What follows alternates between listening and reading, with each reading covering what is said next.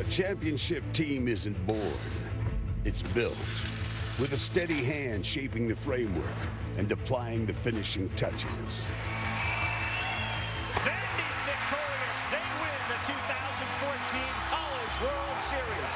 Lasting memories are made one brick at a time on the road to Omaha. Well, that man, Tim Corbin of Vanderbilt, hopes that road begins right here today in Hoover as they'll try to defend their national championship beginning next week. Kevin O'Sullivan, his team has had to rally here at Hoover. They have gotten to the championship game because of his freshman who hit the big blast yesterday to propel the Gators to the title game. Dansby Swanson, the All-American, will be on display coming up.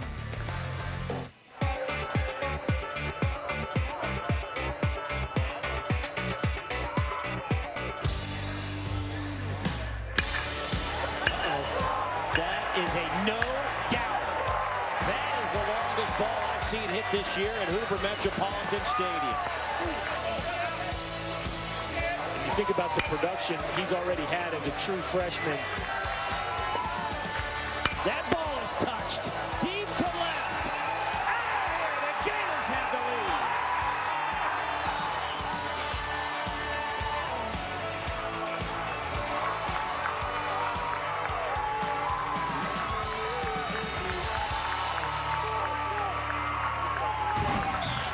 Oh, the 2015 edition of the SEC Baseball Tournament wraps up from Hoover, Alabama right now.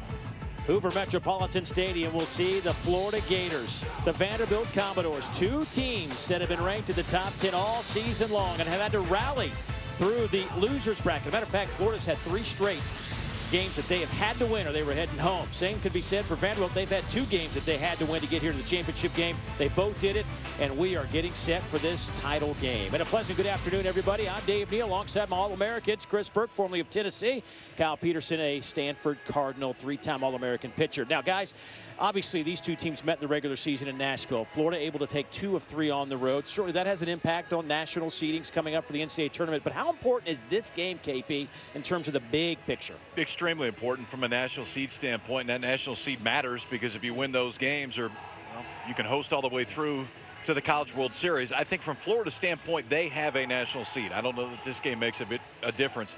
I don't think that's the case for Vanderbilt. Vanderbilt wins here, their case gets even better. I think 6 of the national seeds are locked. The other 2 are up for grabs. Vandy wins today, puts them in a really good spot. Well, of course, the Vanderbilt Commodores coming off that national championship a year ago. Many of the same faces are back this year, including their shortstop, Dansby Swanson, who some say could be the overall #1 pick this just June. Yeah, and really based on the way he's played here in Hoover, Dave, he deserves to be. And really it's the power that's been on full display. We've seen 4 home runs here in Hoover. Yesterday, he hit one off the 10 about 50 feet over the left field wall. We knew about the speed, but the power has really shown up. And for Florida, it's been about J.J. Schwartz, their true freshman catcher who led the league in RBIs this season, leads the team in RBIs again here in Hoover. He's been red hot for the Gators.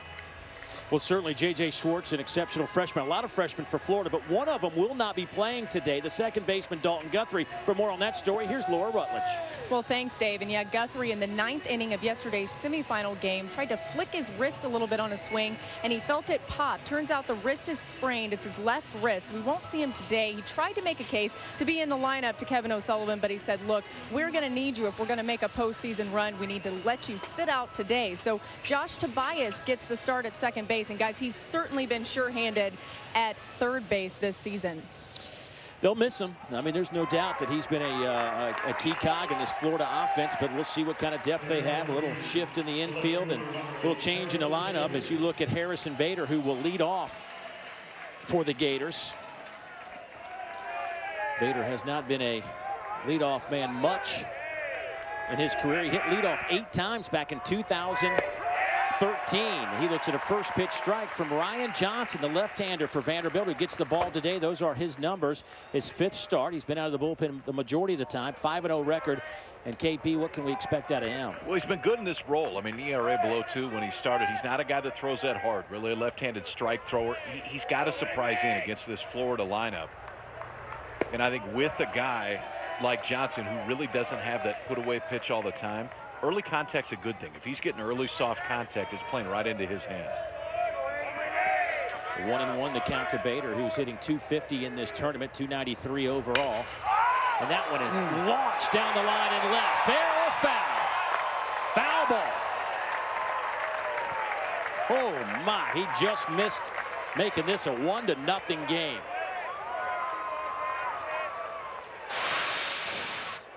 See what we got here. Kevin O'Sullivan, ooh, that ball just inside the foul pole, but Kevin O'Sullivan playing a hunch. Harrison Bader been really struggling leading into this tournament. 3 hits yesterday. His leadoff hitter hurt, and Guthrie decides to put the talented junior at the top of the order, and boy, it almost paid off quick. Tony Maynard's down that left field line. Saw him at the hotel before he came out here today, and he's like, yeah, you're just going to stick me down the left field line today. And third pitch in, he's got to make a big call. That one just misses inside. 2-2 to Harrison Bader. How tough is it, Berkey, when you hit a ball that square to come back and try to barrel one up again? Well, it's frustrating because leaving the box, he probably thought he had himself a homer, but now on 2-2, you better be able to defend the outside corner. And you got to flush that one. You got to get it out of your mind and move on, because as frustrating as it can be, it ends up just being a long strike. Johnson on the year. He goes 31 strikeouts, 12 walks.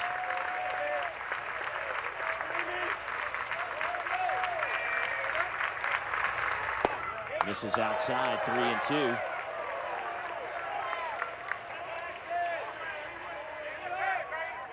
Ryan out of Cedar Park, Texas.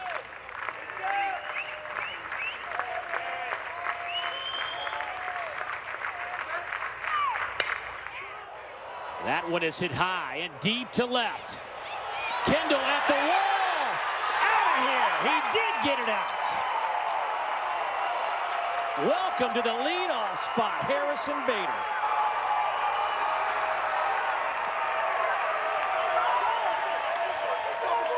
Sometimes it just takes one game to get headed back in the right direction, and Kevin O'Sullivan wanted to reward his junior for a big day yesterday. An open spot in the top of the order, playing a hunch, and Bader hit a foul one earlier. Maybe hits just a touch underneath this one, but good spin on a day where the ball's traveling awfully well. Harrison Bader puts a quick run on the board for the Gators.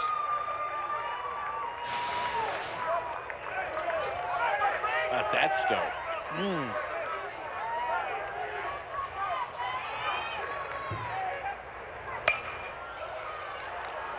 Buddy Reed lifts one into shallow left. That'll drop. So Buddy Reed reaches. He didn't hit it as nearly as hard as Bader did, but it works. Well, on a day 2, Berkey talked about the wind, and the ball's really going to travel, but watch how deep the outfield for Vanderbilt's playing right here. Reynolds out in center field is in a spot, especially when this ball was hit, it looked like somebody was going to have a chance to get to it, but they're playing so deep. Reynolds in center, Jaron Kendall in left. Nobody can get to it. Leadoff home run, and now a single for Buddy Reed in the first, and let's see how aggressive Florida is on the base pass. Shortstop Richie Martin lays the bunt down, scooped up by Xander Wheel. They will get the out. Runners move up to second, and that'll be the first out of the inning. I wouldn't exactly say that was the clinic. Well, I tell you, I don't know that was a called play. That looked like it was on his own, and after you got a guy on the ropes, you had a leadoff bomb, a liner to left center, and you give a guy, you give a guy an out. I don't like the play, but I don't think it came from the bench. That looked like maybe a possible push bunt for a hit attempt from Richie Martin. Unfortunately gets the runner over, but probably allows Johnson maybe to settle down a little bit, recording an out. And that is the feeling when you're out there. I mean, it feels like you just got a freebie. I understand there's a guy standing at second base, but when you don't have an out yet in the ball game and they kind of give you the first one, mindset changes a little bit.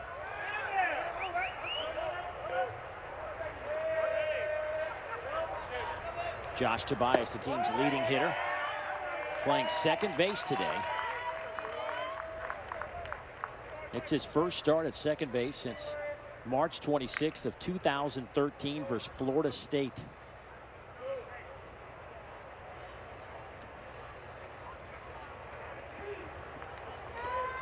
the senior out of Greensboro, North Carolina, has been clicking all year in this Gators lineup. He's had one error at third base all season. He went 42 games without an error at third base to start the year. And that one misses. It's 2-0. And I don't care where you play, 42 straight without an error is impressive, but Florida has the fastest playing surface in the league. It's a beautiful surface, but the fastest, and to play third base flawlessly for that long is awfully impressive.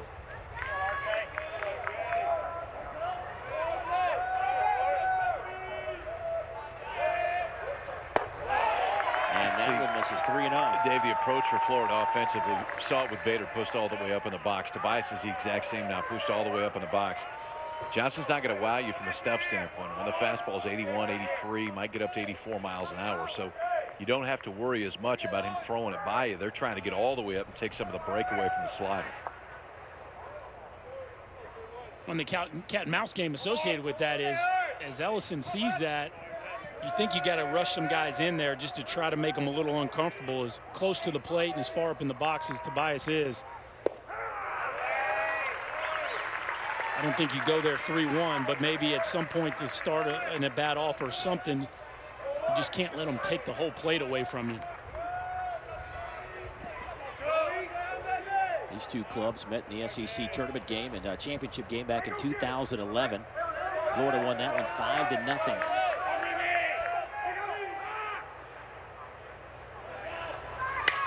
Tobias high in the air, center field. Brian Reynolds coming in, and he'll make the catch, out number 2.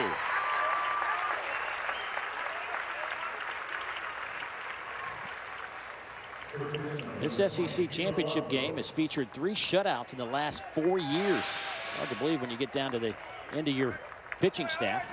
Look at the footwork there. His toes are on the line, and his front foot's almost to the leading edge of that batter's box.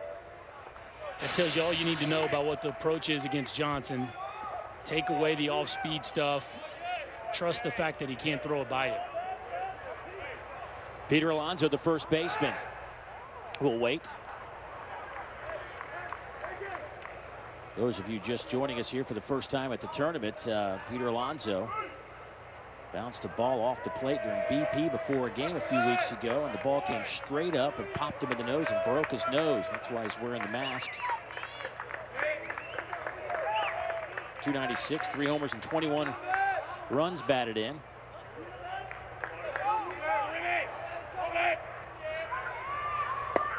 That's in there for a strike. Alonso also missed the first 30 games of the year. Had a broken foot, so it's been a tough year physically for the Gator first baseman. Well, Kevin O'Sullivan has a lineup that really can have some success against Johnson right here. 3 switch hitters in the lineup, but 8 of the 9 guys will hit from the right side against Johnson. Home plate umpire Mark Chapman says that one's in there for a strike. It's 0-2 to Alonso, the sophomore out of Tampa, Florida. You're going to get that call. That's the place to stay right now for Johnson. If you can expand that strike zone away from the right-handed hitters, just keep running it away.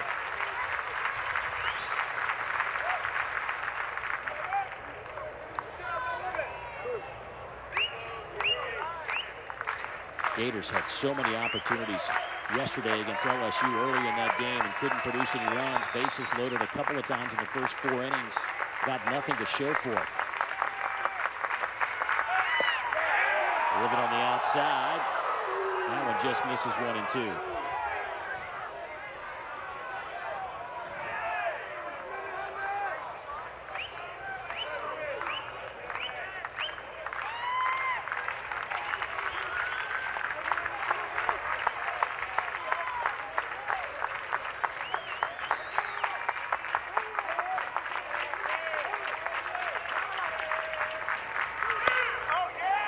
That one past the glove of Penn Murphy. Buddy Reed coming home. Here's a throw. It's cut off. 2-0 Florida. And a pretty good adjustment during the course of this at bat too for Alonso, because everything was away, and Really weren't too many that caught the plate, but for Alonso, if you're not forced to respect the inside half of the plate, it makes it a lot easier to hang in there on one that's probably off the plate again. It was another little two-seam fastball that just kept running just out of the reach of Penn Murphy, the freshman second baseman, that dives for it, but it's a 2-out RBI for Alonso and a 2 spot in the first for the Gators. Scott Brown, the pitching coach for Vanderbilt, making his way out to the mound, along with catcher Carl Ellison, to talk about how to handle this guy at the plate. J.J. Schwartz, the freshman out of Palm Beach Gardens, Florida, certainly a guy that has put up some marvelous numbers. He was a 17th round selection in last year's draft by the Brewers. In the SEC tournament, he is raking it with the best of them. A .571 clip with 4 runs scored, 3 doubles, and 6 RBIs. Let's go back to that last Peter Alonso base hit. Berkey looked like he did a real nice job kind of hanging in there. Well, this is what happens when you're all over the dish and the pitcher has not made you respect the inside corner. Look at the contact point there. That is on at least the middle of the white line in the other batter's box. And yeah, he didn't catch it on the barrel, but got enough of it for a run-scoring base hit. And that's all the information you need for if you're Scott Brown, that we have to make some sort of adjustment and see if we can't get these guys thinking at least a little bit about the inside part of the plate. A little bit low to J.J. Schwartz. He had a week back in April where he was named the Freshman of the Week. It was a close race when I give you these stats. You'll see why. After this pitch. Base hit back up the middle. Gators will go station to station. Schwartz gets the base hit, but J.J. had a week where he had 7 home runs and 15 RBIs in 4 games. 3 against South Carolina, 1 against Stetson. Hit .529 in that week and had 1 game where he hit 4 home runs. That is what dreams are made of. Those are seasons for some. Right. But for Schwartz, just a freshman, 14 home runs and SEC leading 60 RBIs. And here's Mike Rivera. Speaking of home runs, he got 1 out and left, and it was the difference as Florida knocked off LSU. The Gator catcher playing the role of designated hitter today. A very talented catcher.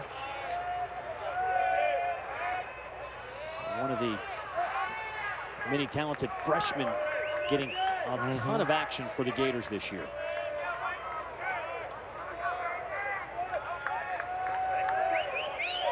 Like 6 of the 9 starters a couple of nights ago were freshmen or sophomores for Kevin O'Sullivan. The last 4 in a row today. Yeah.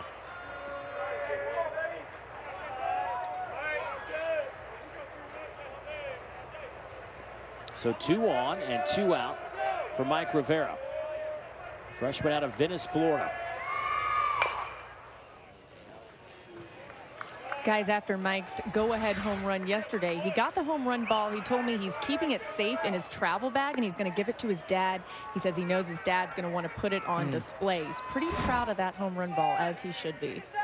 Yeah, home run to beat the Tigers. #1 team in the country, send your team to the SEC championship as a true freshman. That's got to go on the mantle. That's a keepsake there. That's got to be one proud papa back home in Florida. Chance to drive in another run right here with a base hit. But he lifts it up to the right side. It's in foul territory. Xander Wheel makes the play. However, a couple of runs on the board for the Gators. It started with the guy making just his 9th appearance as the leadoff man, Harrison Bader. Been struggling, but he's catching fire at just the right time. Gators lead 2-0.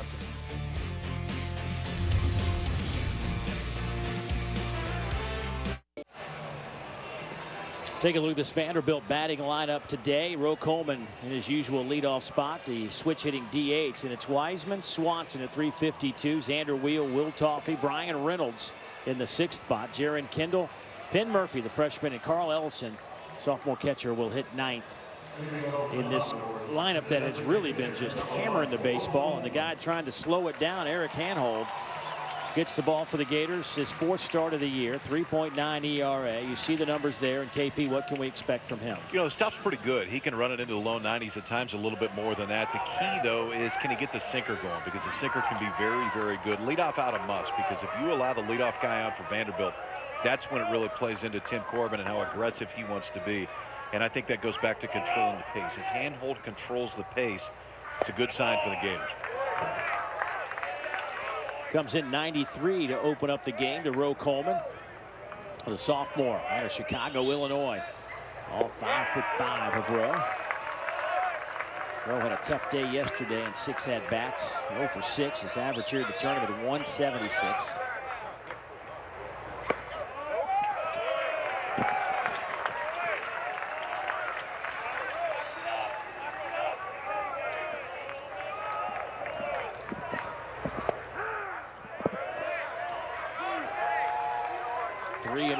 Coleman.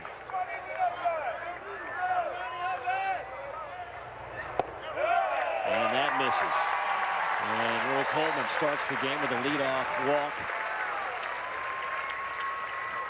Good outfield for this Gator team, led by the center fielder, Buddy Reed, who we saw just kind of glides to the baseball.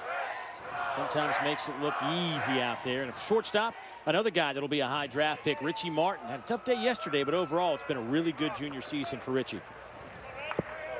J.J. Schwartz behind the plate. Alonzo Tobias, by the way, moves over to second. The 3rd baseman all year. Red Wiseman, the right fielder, will step in. Vanderbilt, 2nd highest batting average in the tournament, hitting .291 in 4 games, but they're averaging 9 runs and 10 hits per game. They're averaging 14.5 runs and 14.5 hits per game over the last 2.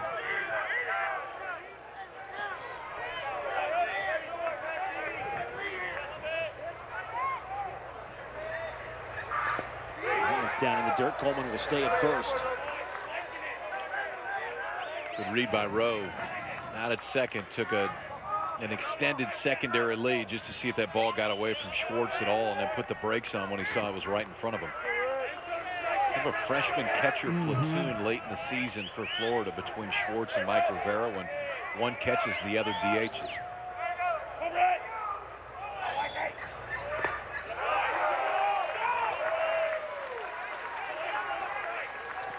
Boy, Tim Corbin saw his team struggle a little bit early in this tournament offensively, but boy, did they get it back in a big way against Alabama. Scored on some more runs against against Texas A&M. And look at the last 2 games for this team. 28 runs, 29 hits. 15 of those have been for extra bases. They've had 8 total home runs in this event. That has featured 18 total home runs. It's more home runs than there were total in 2012 and 2013 of the whole tournament. So we got trips to the mound by each, well, Kevin O'Sullivan, the pitching coach and the head coach for this Florida team. But in the 1st inning, we got action in each bullpen in the 1st inning. Hey, it's Sunday at the tournament. That's right. Kind of expect nothing less.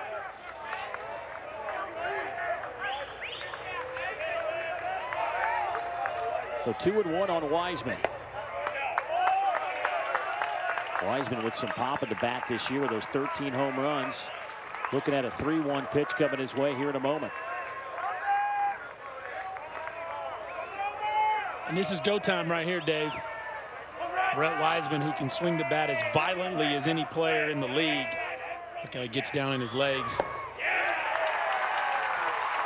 Good take there, and now Vandy's responded as we anticipated with a run of their own here to start the bottom of the 1st.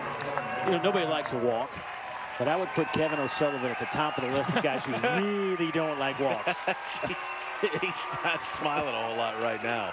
Put a 2 spot on the board in the 1st inning, then go back-to-back walks to start the bottom half, and now you face this guy with 2 on, nobody out. It's not how you drew it up in the meeting, I don't think, before the game. Well, here he is, Dansby Swanson. I think that look pretty much says it all. Dansby Swanson, the junior out of Marietta, Georgia, with a .352 average, 13 home runs, and 58 RBIs. Now, first inning on both sides, we've seen the three-hole hitter square at a bunt. I agree with it. I think Martin was bunting for a hit. That did not look like Swanson was bunting for a hit right there. And for a guy with 4 home runs in the tournament, pretty surprised we'd see that in the first. Well, Tim Corbin has been letting his kids play. I don't know, KP. I think that might have come from Swanson, even though it shocks me. It was early, though. It was real early. Trying to get one in the gap in right center won't work as it slices towards Vasquez. That will allow Coleman to try to hustle over to third, and he gets there safely.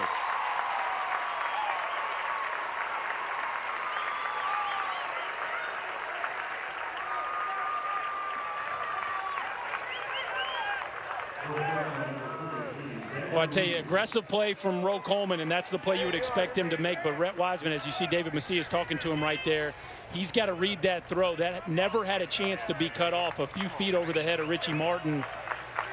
But he finds himself still at first base, and now the double play in order. A missed opportunity there for the Commodores. Xander Wheel, the cleanup hitter. Big boy, 6'3", 225. Xander, redshirt junior out of Murfreesboro, Tennessee. Looks at a first pitch strike from Eric Handhold, who's in a bit of a bind here with one out.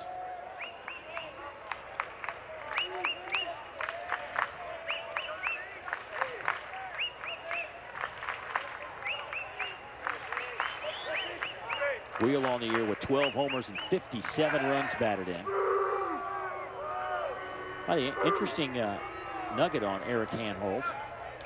He is one of 2 Gators that were the last pick of the Major League Draft in the year in which they were eligible. Handhold in 2012. Sean Anderson, another pitcher, was the last pick of the draft back in 2013. Useless nugget of the day, boys. Set off your list. You're on a good run. What do they call that in football? Mr. Irrelevant? Is that what they call him? But to have 2 of those guys on your roster is impressive. MLB.com said, quote, they referred to him as "don't count him out" recipient. I like that better. That's better than Mr. Irrelevant. I like that. Ooh, Wheel chases one. Now 0-2. That's what you see from Handhold. I mean, his stuff is really good. The fastball's been 94 to 95 already. This is a slider it gets right over the top of, and he'll throw it hard. 85, 86 miles an hour. See if he goes right back to it after seeing that swing from Wheel and how much trust he has in J.J. Schwartz. This is the one you want to try to bounce and just count on Schwartz to keep it right in front of him.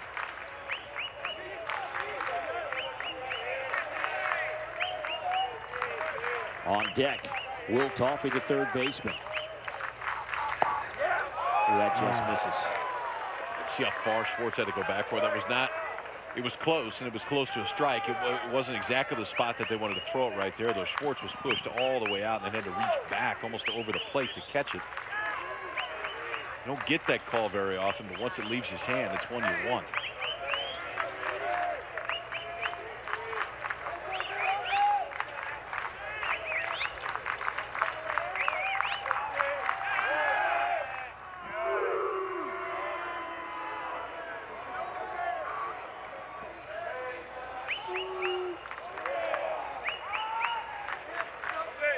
Fourth start of the year for Handhold. He's had 10 appearances out of the bullpen.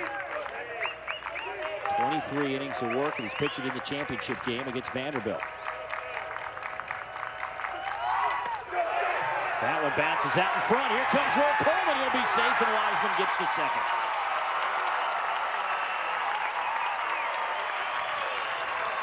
Well, bouncing, it's one thing. Throwing at 56 feet is another one. And behind the plate for Schwartz, there's basically nothing you can do right here. It's a pitch that if you're going to block it, you almost have to stand up. You can't even go down. Watch how high this breaks. If it's a curveball, it's going to hop up and off that dirt. There's no way it's going to stay down, so it goes even higher.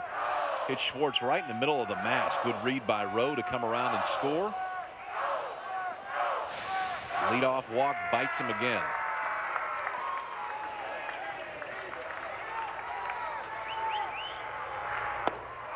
And then he comes back to get Xander Wheel for the second out of the inning.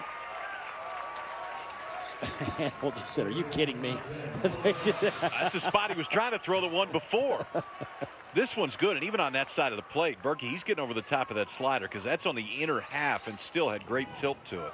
Yeah, my guess is Wheel had eliminated the breaking ball after he threw the first one that bounced almost on the grass. Threw a good one earlier in the count and then really lost that last one, but executed there beautifully. Looked like Wheel was sitting fastball. Hanhold pulled the string on him. Here's Will Toffey, the freshman infielder out of Massachusetts. Looks at one at the knees, just a little bit off the plate. Toffey's had a fantastic freshman season, an all-freshman team member, 313, 4 homers, and 40 runs batted in.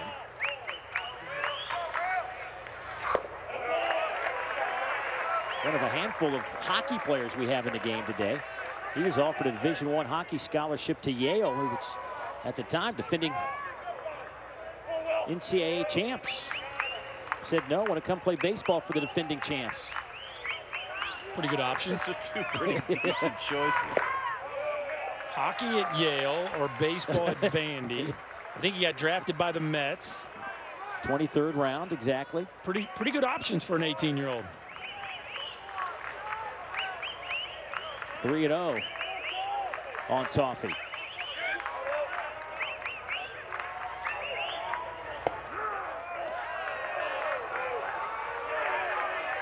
"21 pitches this inning for Hanhold.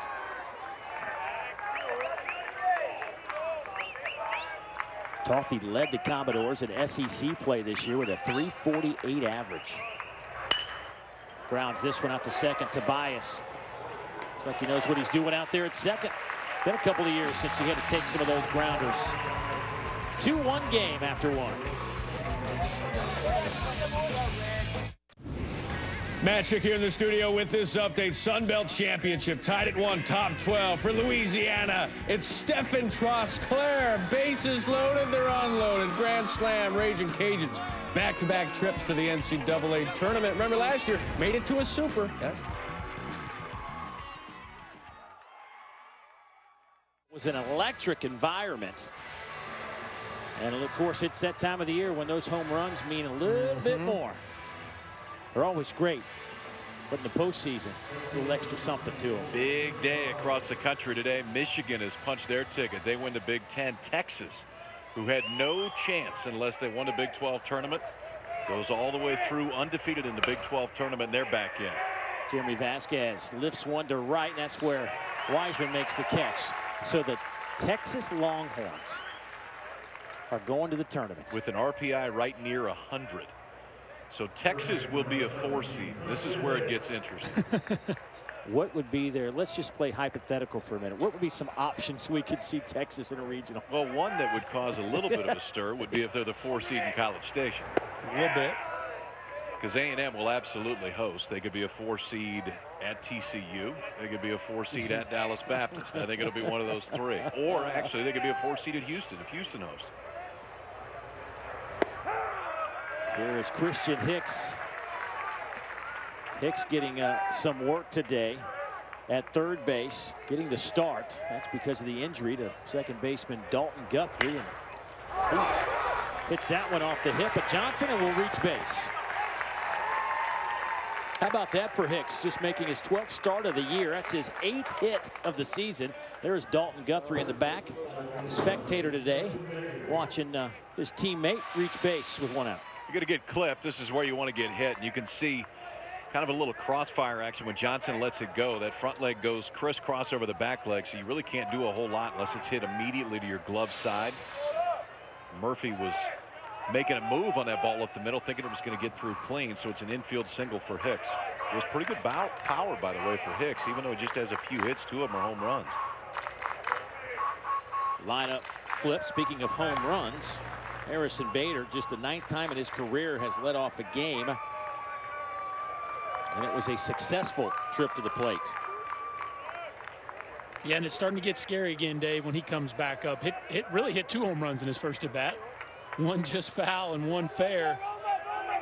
Seems to have found his rhythm once again. He looks at a strike 0-1. And the right-hander who can just throw flat-out gas getting loose for Vanderbilt, Jordan Sheffield. Let's hope he doesn't have to catch. He can throw. Part he needs to be good at. He's really good at. Right.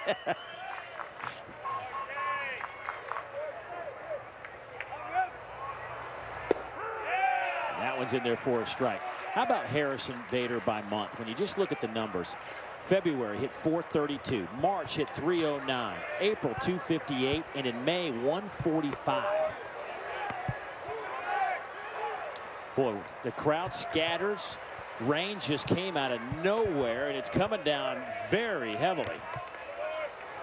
And the big crowd here at Hoover Met heading for the concourse. That got him scurrying pretty quick now. That was some quickness. Yeah. We don't need this.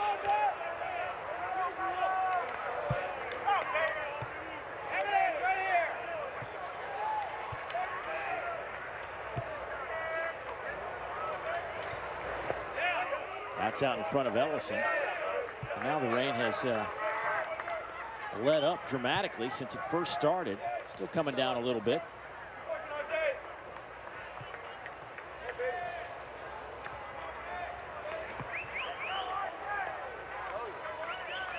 Tim Corbin saying before the game today he would ride Ryan Johnson as long as he could, but felt that he had enough arms to patch this together if need be. Yeah, they're not in a bad spot in the bullpen. Sheffield we saw throwing already. Ben Bowden. Just about erased one there.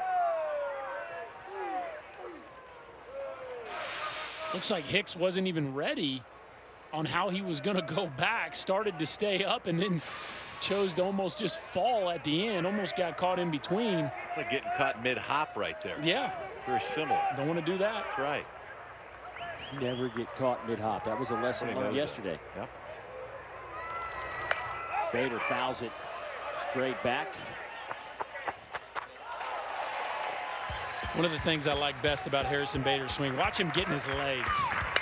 And the back knee through extension almost touches the ground. This is a kid that is put together, and he uses every ounce of that frame. When the pitch recognition is good from Bader, he's as dangerous as anybody in this conference. His first month was unbelievable. I mean, everything he saw, he was hitting about 500. He finished February 432, 5 homers, 17 runs batted in. In March, it was 3 homers and 15 runs batted in. But those numbers have subsided. And these are the updated numbers.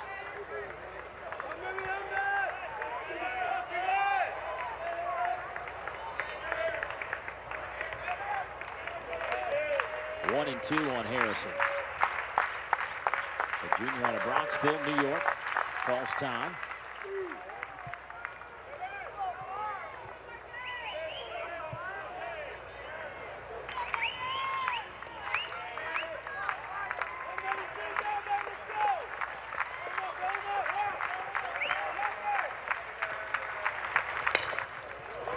Here's Swanson. See if this can be 2. Bader beats it out.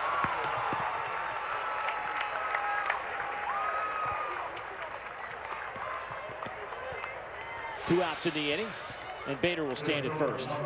Swanson with a good job of creating an angle and cutting down some space to try their best to turn a double play on the speedy Harrison Bader. Unable to do so, but really good lesson for all you young infielders out there. You got to charge and also try to get around it to create a good angle to feed the second baseman accurately.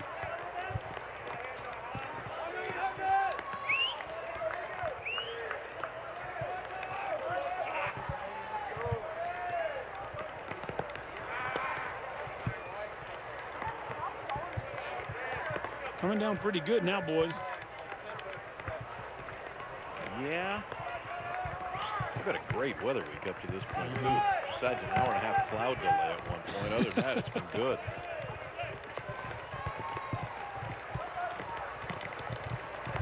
Well, I wonder how much longer we'll go here. 0-1 on Buddy Reed. One of the problems you don't want to create is a slippery, wet infield and not put the tarp over it. And then he gets real messy.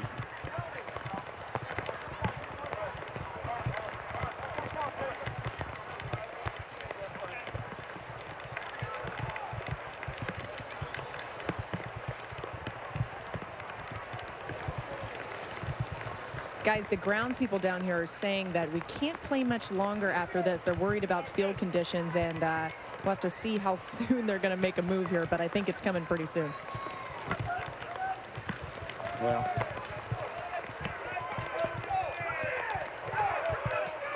that's it. Mark Chapman says, shut her down, boys. And that's what we're going to do. And here comes the tarp. And it is really coming now. The race is on to cover the mound as well. Get home plate covered. It's going to take a few moments to get this field ready once they do lift the tarp up now. There's water beginning to puddle in certain spots.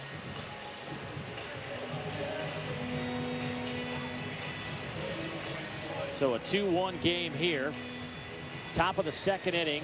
Florida with 5 hits. Vandy scores a run without a hit in the SEC championship game. And now you got to start thinking about pitching and what we're going to do with that aspect of it. All kinds of issues created by Mother Nature. But the tarp coming out here at Hoover Metropolitan Stadium. Well, we will certainly keep you updated with any information we receive. But now it's time to head back to the studio. Matt Schick, Mike Rooney, guys, bail us out. It's all yours.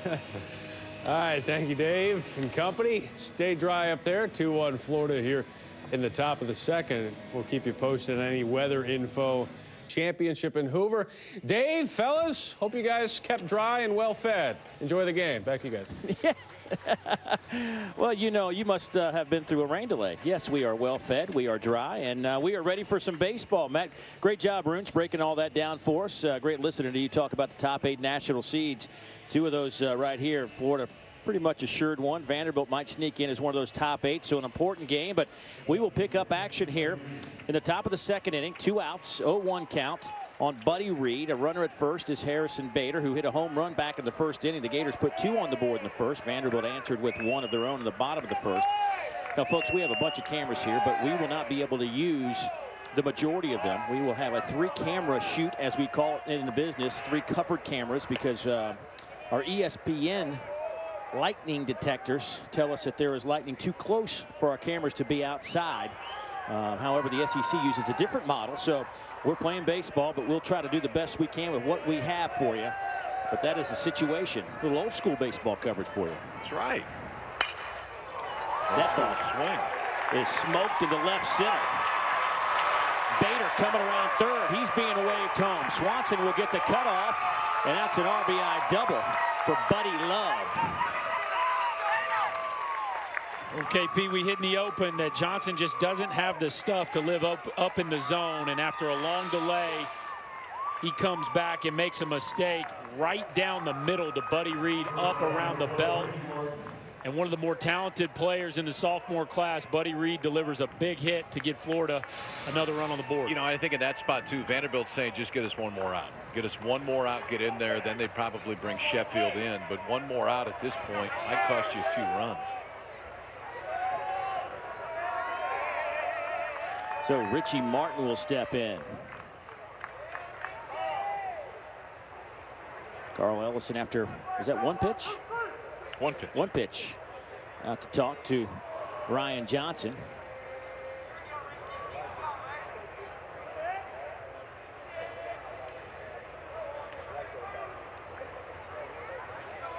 All I can say about this is I think we got a move coming here. Yeah, they're just want to make sure that Sheffield's ready. I'm surprised that they didn't start with Sheffield when they came back.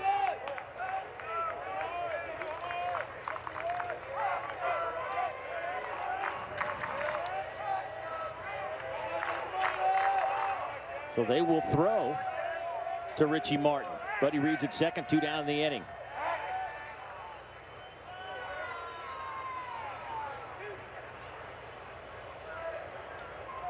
Boy, this is a delay game if I've ever seen one. Let's see if he actually throws a pitch here. Martin, a 3-hole hitter. Tobias on deck if Martin can reach. 4 homers and 31 runs batted in for the junior out of Brandon, Florida.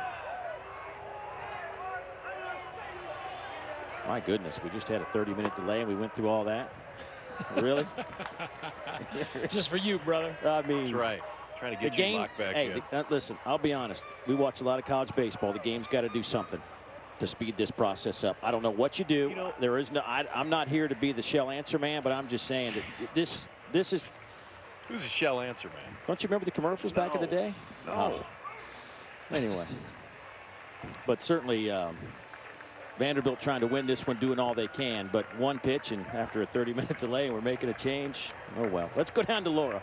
Well, Dave, during the delay, of course, they're trying to keep these starting pitchers warm, but they're also trying not to wear them out. So a lot of, I guess you could say, fake innings they were throwing down here. And also, it was interesting to see what the Florida hitters were doing. Harrison Bader, as soon as they took the tarp off, he ran out and took his base.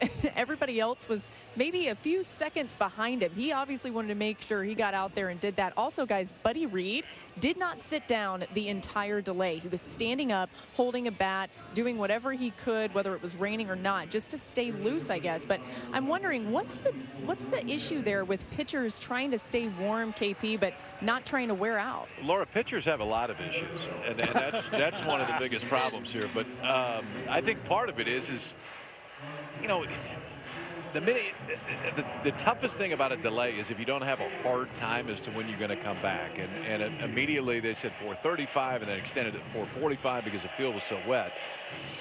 I am surprised, though, that Sheffield didn't start when we came back, that Sheffield didn't go immediately in the game. Dave Neal, I'm going to give you compliments. I want you to prepare yourself accordingly. You had an idea a few weeks ago that I think is dead on that would speed this up, which is if a catcher takes a visit, if a catcher goes out to talk, that counts as a visit. I think it's one thing you could speed everything up. It's a good thing to do. Well, that's it for the compliments. I know. Thanks. I really didn't know how to handle that. But thank you anyway. As Sheffield's getting loose. Prince Fielder and the Texas Rangers will clash with Alex Rodriguez and the New York Yankees as baseball rules on ESPN. It's the Rangers and the Yankees tonight at 8 on ESPN and the Watch ESPN app. The Yankees need to get it going a little bit. This guy trying to slow down the Gators, who have a 3-1 lead here.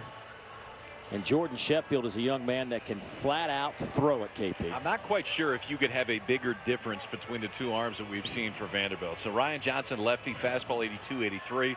Jordan Sheffield, righty, fastball is going to be 95 to 98.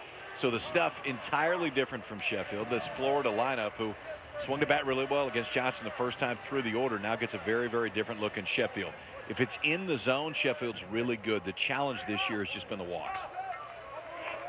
Take a look at that batter's box as we have a new pitcher now in the game. We detailed for you earlier how Florida was up in the box, and now look at the right foot of Richie Martin. He's actually going to clear that space to create a new anchor for that back foot as he's going to move back in the box, understanding the difference in velocity between Johnson and Sheffield. Well, Richie Martin will face Sheffield, and they just try to throw back and appeal to Buddy Reed with whether or not he actually stepped on the bag when he came in to score a moment ago. Or excuse me, Bader, the Buddy Reed single, scored Bader. So here is an opportunity now for Richie Martin against Jordan Sheffield. Dating back to Thursday's game with Texas A&M, Vanderbilt's bullpen has retired 22 consecutive hitters in this tournament. The bullpen is not allowed to run in the last 14 2/3 innings here in Hoover.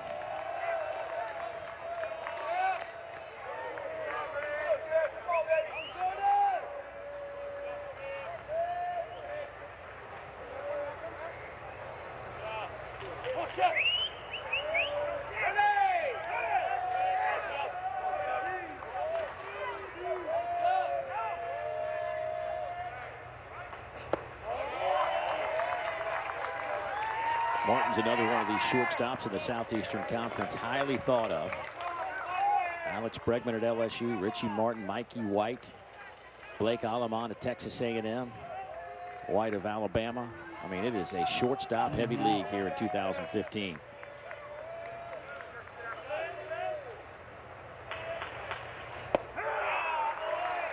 Could potentially be the top 2 overall picks in the draft. We talked about Swanson in this game, who in Keith Law's latest draft projections, Keith had Swanson going 1st overall to the Diamondbacks and Alex Bregman going 2nd overall to the Astros.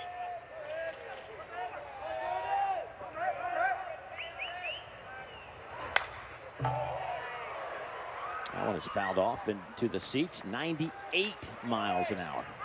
A little different look.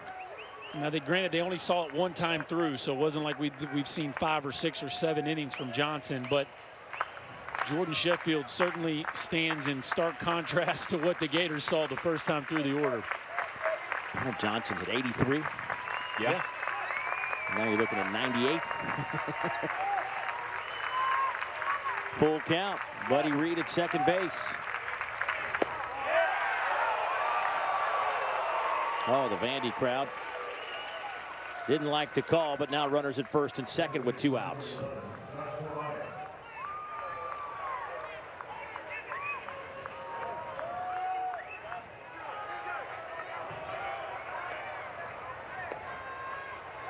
And now here's Josh Tobias. Tobias flew out to center field for the second out back in the first inning.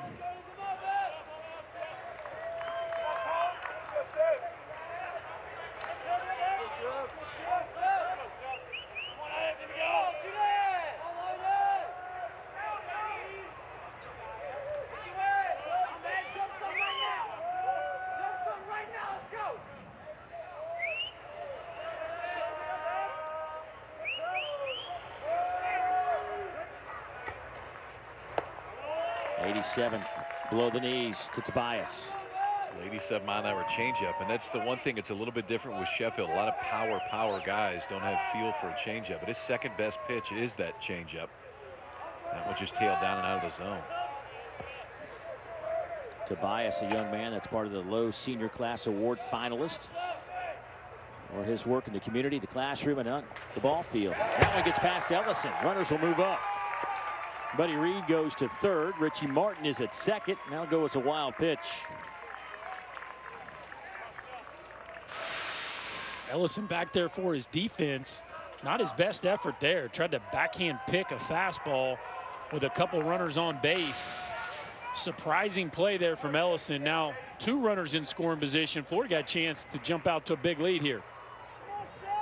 The misses from Sheffield are pretty significant misses here, because he was trying to throw the fastball on the outside part of the plate and pulled it all the way off the inside corner right there. So 2-0. If you're Tobias, you got to be looking for one thing.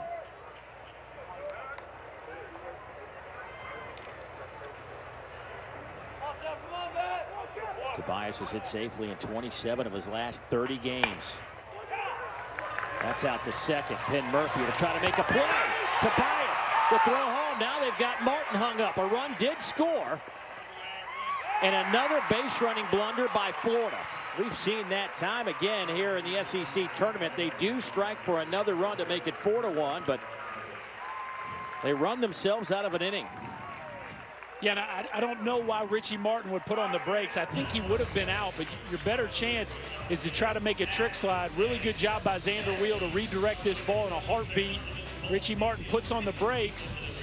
Good break for the Commodores.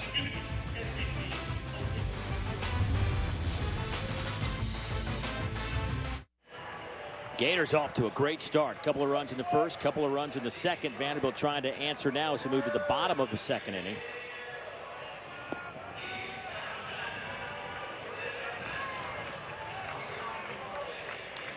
Brian Reynolds will lead it off, then Jaron Kendall, Penn Murphy.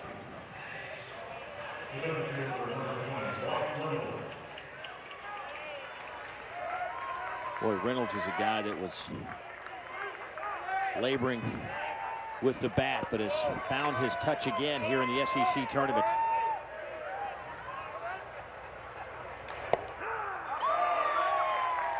The sophomore.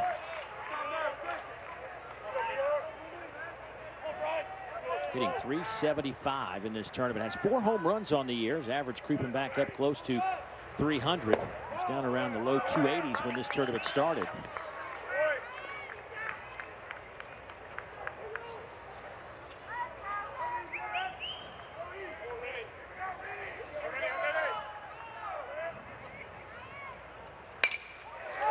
Hits this one sharply to left, but Bader on the run makes the catch, one down. Well, it's an out, but it's another good sign for Vanderbilt. Brian Reynolds locked in. Everything on the barrel, especially from the left side the last few days. And spraying it to the right parts of the field. I mean, double to left center, double to right center. That time going with a fastball away from him. All of our camera guys back at work now. Fully functional. Production crew now after the lightning delay and rain. Jaron Kendall, the freshman out of Wisconsin, a .296 hitter. He hits that one high. Vasquez and Buddy Reed makes the catch, cuts right in front of him. Jeremy barking at Buddy Reed. Well, and I think part of that too is, I mean, Vasquez is waiting for it to fall into his glove, and Buddy Reed, if he calls him off, it's his ball. But in that spot, I just don't think there's any reason to do it. If he's camped under it, just let him catch it. I mean, look, he's sitting there waiting for it to come down, and out of nowhere, Reed comes and calls him off. I called it. Yeah. But if he calls it, it's his. Probably a good one just to let Vasquez have that.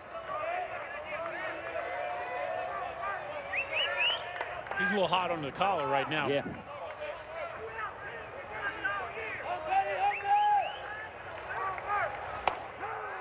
Here's Ben Murphy, the 8-hole hitter at .261 on the year out of Nashville, Tennessee. And put into this lineup here at the SEC tournament, playing in place of Tyler Campbell. Murphy brings a little bit more bat to the plate.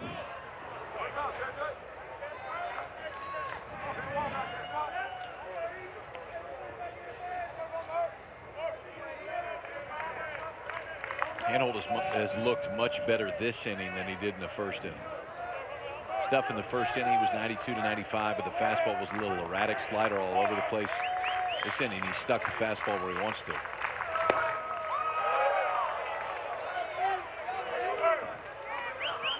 Nothing like a rain delay to get you right. That's right. Go in, take a little nap, wake up, go out and throw 94.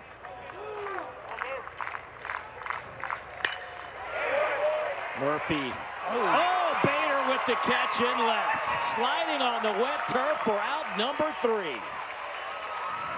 Well, Harrison Bader already showed us a long ball. Now he's going to show us a little athleticism in the outfield, and he's fired up, and he should be. Got a great break, finished the play. Gators up 4-1.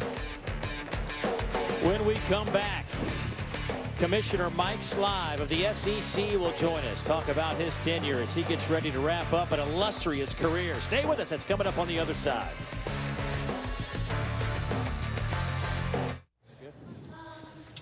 Look at that Florida dugout. The Gators lead this one 4-1. 7 hits on the board already for the Florida Gators. Off to a good start as we move to the top of the 3rd inning. Back in our broadcast position, high atop Hoover Metropolitan Stadium, I'm joined by the Commissioner of the Southeastern Conference, Mike Slive. So glad you could spend some time with us as we wrap up yet another SEC baseball tournament. Been a great week here. This has been an annual event that I look forward to every year, David. So here we go again, right? Exactly. We got a lot of things to talk about over the next inning or so. So hopefully you'll stay around and we'll talk not only about this baseball, but about your career, things to look forward to in the Southeastern Conference, and so much more. But let's get it started here as we get moving on to the top of the 3rd inning. Peter Alonso. Thank you. That one is hit foul into the seats. And Commissioner, first off, baseball tournament. I mean, here we are. There was a couple of years ago talking about moving the tournament somewhere else. There was discussions, but we settled in here at Hoover Metropolitan Stadium, and you look around this ballpark the last few days and you go, okay, now I get it. This has been great, hasn't it? It has been great. You know, it's great every year. You know, it's become, I was talking to the coaches before the game, and it's such a celebration. And as the coaches point out, it's such a celebration for the kids. You know, we can highlight baseball, we can celebrate baseball, and we try to give the players the best experience we can possibly give them. Well, this year the SEC featured some outstanding teams as that one's fouled straight back. Really kind of a top-heavy league this year. Yep. The top 4 teams have been so good. And as we get close to the NCAA tournament, obviously people talk about top 8 national seeds. Your thoughts on the league this year, NCAA tournament, top 8 seeds. Give me your thoughts on where we're headed. That's really an easy question. We should have a minimum of 4 national seeds, David. I was hoping you'd give me one of those softball questions, and that's one of them. So Texas A&M, Florida, Vanderbilt, and of course LSU you're referring to. All have had great years and great runs. Why do you think this league has been so good at baseball for so long? You know, it's been part of the heritage of the South. Baseball has always been an extremely popular sport down here, and our league adopted it. The fans have adopted it. The institutions have adopted it. And to the point, David, where on the ESPN platforms alone, we televised 100 baseball games, 80 on the network. And in addition, we televised 350 games on SEC Network Plus, our digital network. And that's in response to the demand and the interest of our fans and the whole league. So it gives you some sense of just how important baseball is to the Southeastern Conference. You talk to these coaches, and their whole scouting has changed, specifically with baseball. Now they get to see every at-bat in the league and break down guys.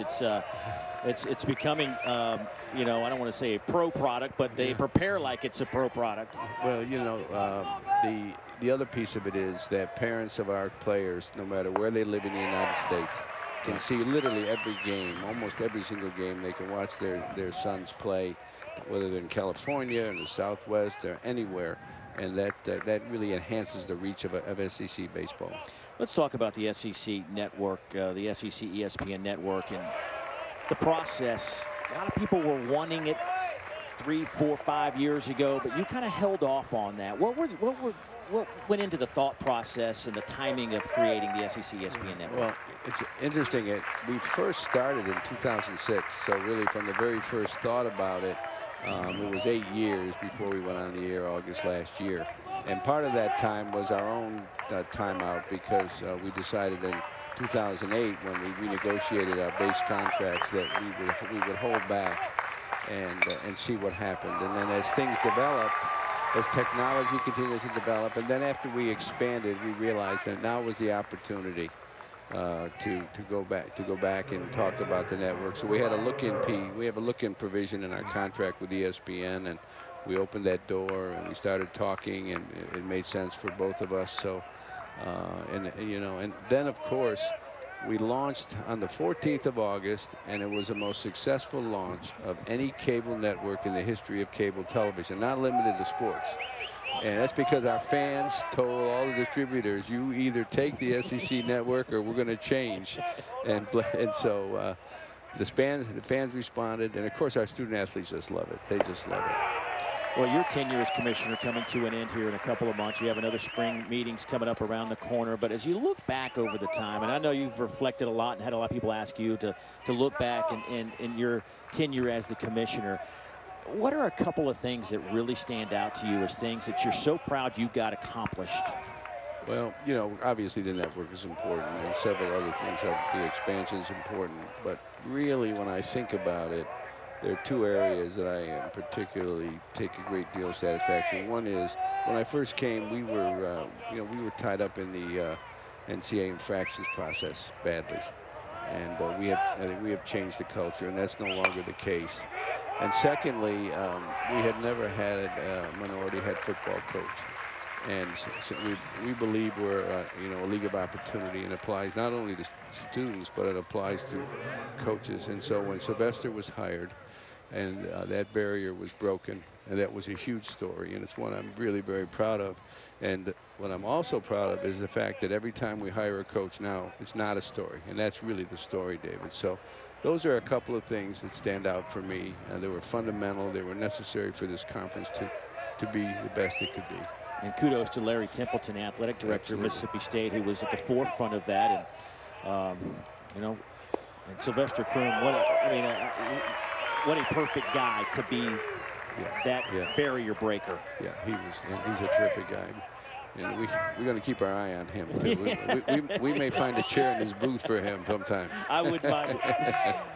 You know, some of the things also, you know, you mentioned expansion, and one of the things I think that you were also a leader in terms of this ground ball hit through the hole on the left side. Let's see if the Gators can get another one on the board. They will wave Schwartz home, and he'll score. And that was a bizarre play as Rivera hit that. Swanson went left, and I don't know that he saw the baseball. Let me take one more look at that.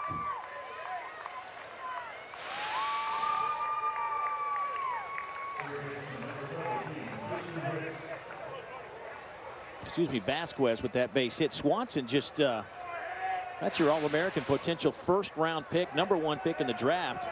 That kind of handcuffed with that, but it's a 5-1 Florida lead now. But what I was talking about is some of the things that you were kind of in the forefront of, and certainly took it head on, and that was the clamoring for a playoff, a college football playoff, and you were a +1 guy, I think, early on. Right. How has this played out in your eyes? Did it work out the way you felt eventually it would? It's worked out well. You know, it started for us in 2004 when Auburn was undefeated and didn't get to play in the 1-2 game. And we realized that going through our schedule in our league and trying to be undefeated is a very difficult thing. So I began to talk about the +1 being one more game. Yeah. And then 10 years later, lo and behold, here we are. And it's been great. I think the college football world really embraced it. Yeah. And, you know, who knows what the future will hold. But I think great start. It was a great start, and we were in it and had our opportunities. So, you know, we have no complaints. It's good for the game. Tell me about spring meetings coming up, which begin tomorrow down in Destin, and a lot of business to be taken care of. What are some of the topics you'll be running through? Well, some of the topics, you know, we've been reading about. Obviously, we'll continue to talk about full cost of attendance. You know, each conference has those discussions because it really it's really a fundamental change in how we've done things in the past. Satellite camps seem to be on everybody's mind. Right. And so I've learned a lot more about satellite camps than I ever thought I'd need to know. And then we've got some routine. You know, the other thing, David, our spring meetings are a celebration of the league. So in part, there's a lot of business, and there's a lot of, you know, the NCAA moratorium is over, so we've got some legislation we'll be dealing with. But more importantly, you know, we're going to have over 500 people. Oh, my and over 130 children, because we want people to bring their children as part of the family. And we're going to celebrate the league and celebrate our successes. What's next for you? I mean, I know you're going to stay on, consult a little bit, but I saw you down here playing with your granddaughter yesterday. You were all smiles, and I know that's probably part of the next step, huh? Yeah, I've been taking a little medicine lately. I'll tell you what, that's the only medicine that really works. She's fantastic, and well, you know what I'm going to do? I'm going to give back my beautiful wife, Liz. You know, we're going to celebrate our 47th wedding anniversary this summer. Fantastic. And I'm going to give her back some time that she's given away for me so that I can do all the things that I would like to do. And then if you need me, you can just call me. I'll be on my back porch smoking a big cigar and reading a good book. And that I think that's going to make me very happy.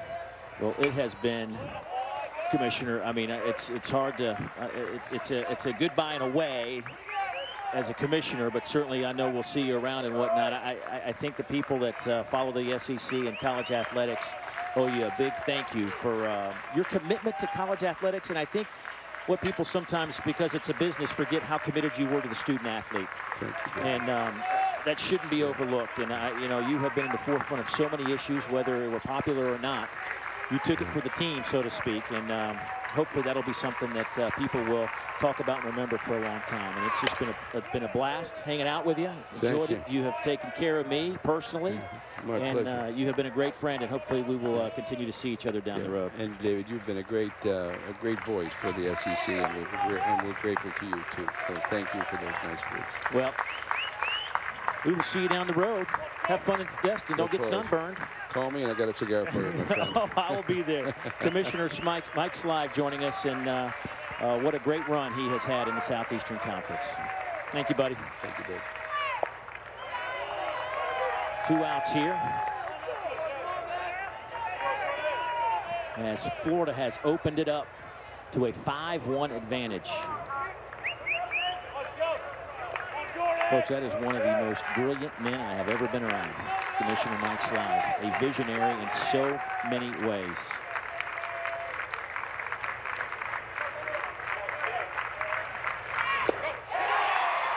And that'll do it. Sheffield gets the strikeout, but the Gators add another one. It's a 5-1 game. Commissioner Mike Slive honoring some of the baseball legends earlier this week. Boy, he has meant so much to so many people. Good man. We'll be back in a moment.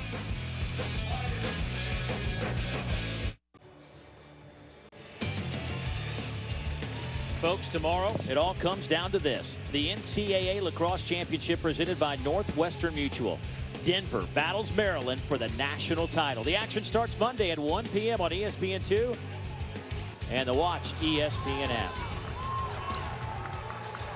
I'll tell you what, you think about, he talked about this SEC ESPN network.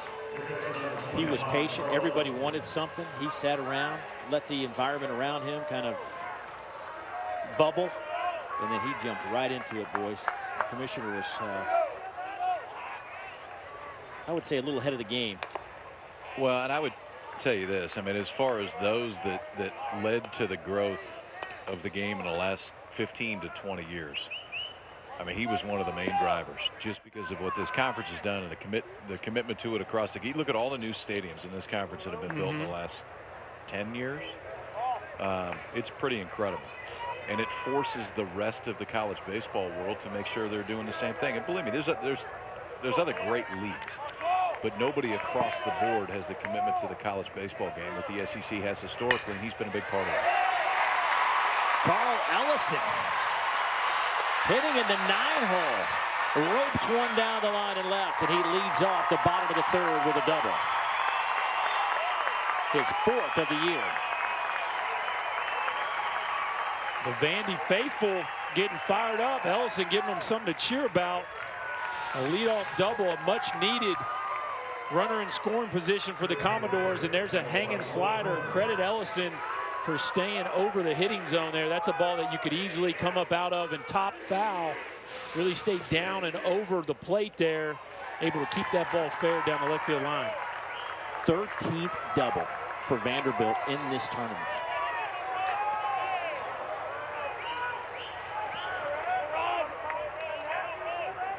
This is the 5th game of the tournament for the Commodores. Now Roe Coleman at the top of the lineup. Schwartz catches a foul ball. Boy, there is a dark cloud coming over this stadium. I mean, this has been a crazy week. First of all, was it 2 nights ago, 3 nights ago? It was like 50. Oh, yeah. I loved it. It was perfect. And I think we're going to have to dodge some today.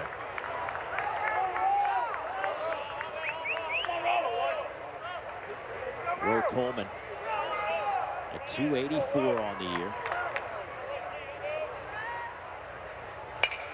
Hits it out to second. Tobias scoops and throws. That'll be the first out, but Ellison over to third base. And boy, if you just look at the radar and you see Hoover right in the middle of your screen. We're not dodging anything. That's just hope it's quick. That looks like it's going to drop a lot of rain on us. Is red good on the radar map? Well, you were hoping it was today when you throw your red shirt on. Red's good in golf. Yeah. I mean, but we didn't see any red from you today, other than your shirt. Threw your Tiger shirt on today. Here's Rhett Wiseman, the 2-hole hitter. That was the first hit of the game off the bat of Ellison for Vanderbilt. I think a lot of people looking overhead now, heading for the exits. As Handhold throws another strike. I don't know if I would throw that one in that spot again. That reaction right there from Wiseman, following it all the way into the glove.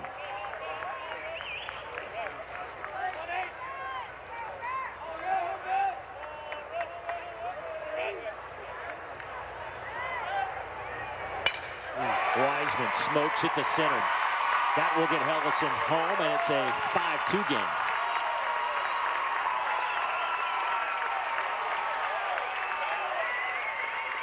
Well, they've been red hot. Wiseman maybe the coldest of the bunch. The 1 and 2 in this Vandy order hasn't given them a ton, even though they've been producing at an awfully high level. But we've seen aggressive swings throughout the tournament from Rhett Wiseman, and that is right in his go zone. Look how down and in the ground he is through the hitting zone. And that is a rocket into right center field as Vandy pushes across the second run. It is 6:30 Eastern time. Looks like it's about 9:30 the way the clouds are moving in here and the darkness above.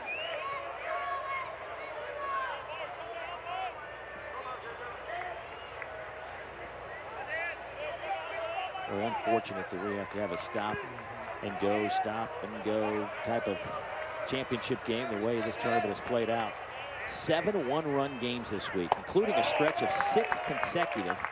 Had a couple of walk-offs.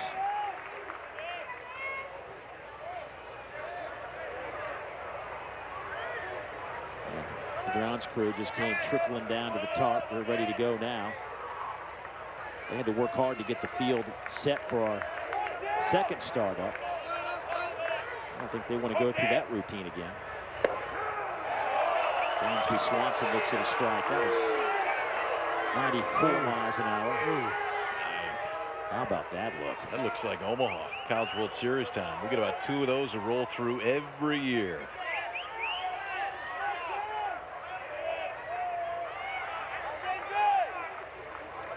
I can't tell you how much I enjoyed talking to Commissioner Slive. You've had a great relationship with him too. That was cool.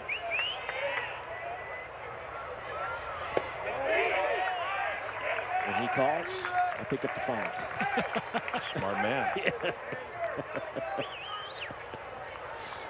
You don't always do that for me. No, I don't. That's what I was saying. He's you call him? He's one of those guys. You call him? I have. Oh, okay. I mean, not. I try to stay away from regular calls, but. I might try that once. I need to get you guys with me on the football circuit. Yeah, give me a run at that. Because you were a great high school football player. No, I wasn't. but I watched a lot of high school football. And here it comes, folks. Here's the rain. Yeah, I don't know what we're waiting for. Go time. Let's get the tarp out. Yep. Tony Walsh down the first baseline says enough of this. And here comes Vanderbilt players to help out. They saw the last time, and it is, folks, coming down.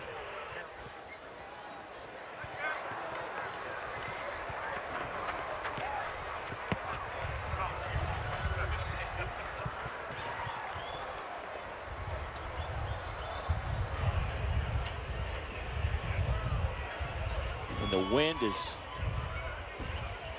definitely picked up. Gators and the Commodores working together. Ryan Larson, 66, just lost his lid, but he'll be all right.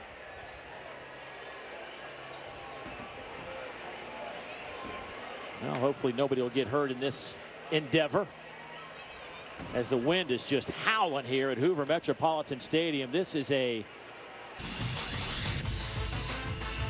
well, the rain clouds and lightning clouds have disappeared, giving way to blue skies and, of course, lights. It is getting late, but we are going to play some baseball here at the SEC tournament, and here's how it stands right now in the bottom of the third inning. Got off to a great start for Florida. Harrison Bader with a bomb. Yeah, not a bad way to start it. Harrison Bader, who had not led off really at all this year for Florida, starts it off there. Then Buddy Reed comes around, a single to follow.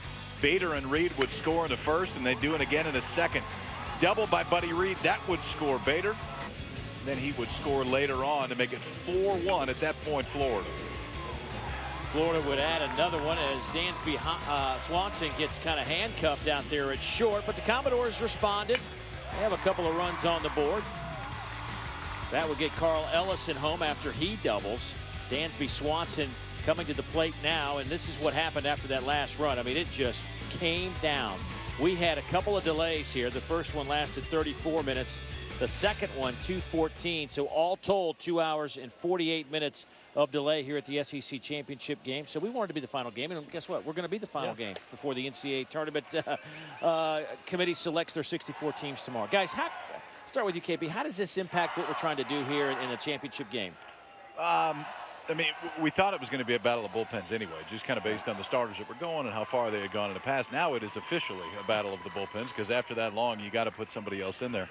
I think the other piece is after a while you sit there and go, okay, are we going to play? Aren't we going to play? Kind of like us up here. The minute you figure out you're going to play, all right, kind of get fired up a little bit and it's back at it. They're 19 to 21-year-old kids. They'll be ready to go. We're glad we have Berkey here because he really gets us going in the last 5 minutes. Non-stop. It's been entertaining up here to say the least. Berkey, you've been in a lot of rain delays in your baseball career, college or pro. Impact that this has on you as a player? Well, I think mentally you got to check out for a period of time. And for me, I wanted to relax, play some games with the guys, maybe cards, tell stories, whatever it is. You can't stay focused for that long of a period in between. But once Skipper tells you what time you're going back out, it's back time. Get your mind focused, get your body ready to play. And for these young athletes playing for a championship today, I don't foresee it being a problem. Well, certainly we're going to see some new pitchers after this lengthy delay. Vanderbilt, when they get back out there, will throw Ben Bowden. And for Florida, they're going to go with a right-hander, Aaron Rhodes. So here we are. I mean, we're already making those adjustments from a pitching standpoint. When you come in, you got to look at this like, hey, this is a brand new ball game if you're a Rhodes or a Bowden. Yeah, absolutely. I mean, it's, you know, and really from their standpoint, it's a chance to maybe go deep in the SEC championship game. Either one of them, I mean, when you look at it, they could go 3-4 innings because that might be what both sides need at this point. But Vanderbilt's still in a pretty good spot. Guys on base, third inning still going on. A little different spot for Rhodes to come in, but, you know, he's a guy that's used to working out of the bullpen, so coming in mid-inning is not that bad.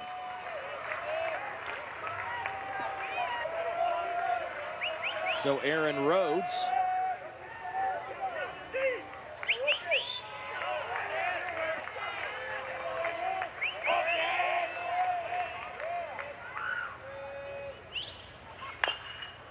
Swanson fouls that. 2-2 on him, one down.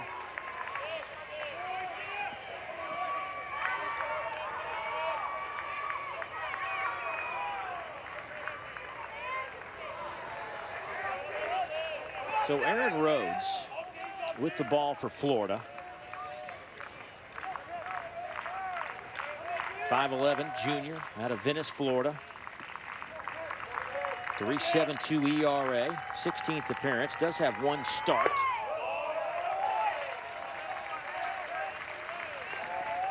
And the first guy he faces happens to be one of the best hitters in America. There are the numbers for Mr. Rhodes.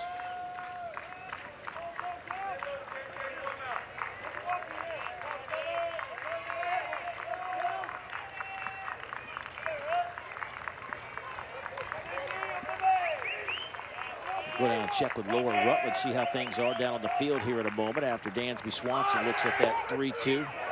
The throw down to second gets past Tobias. The throw to third, not in time.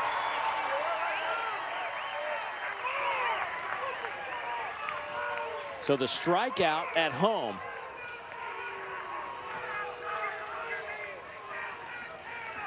Take a look at the strike.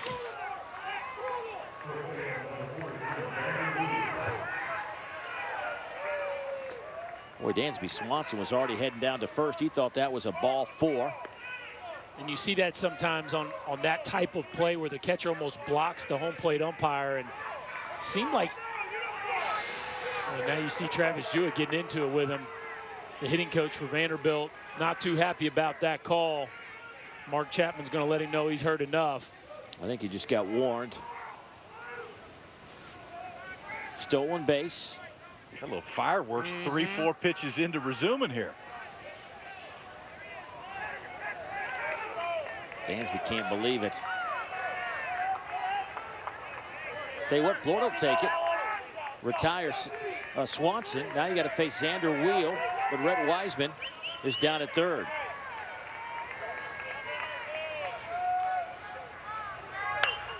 Big cut from Xander Wheel. Xander's first time up today, struck out.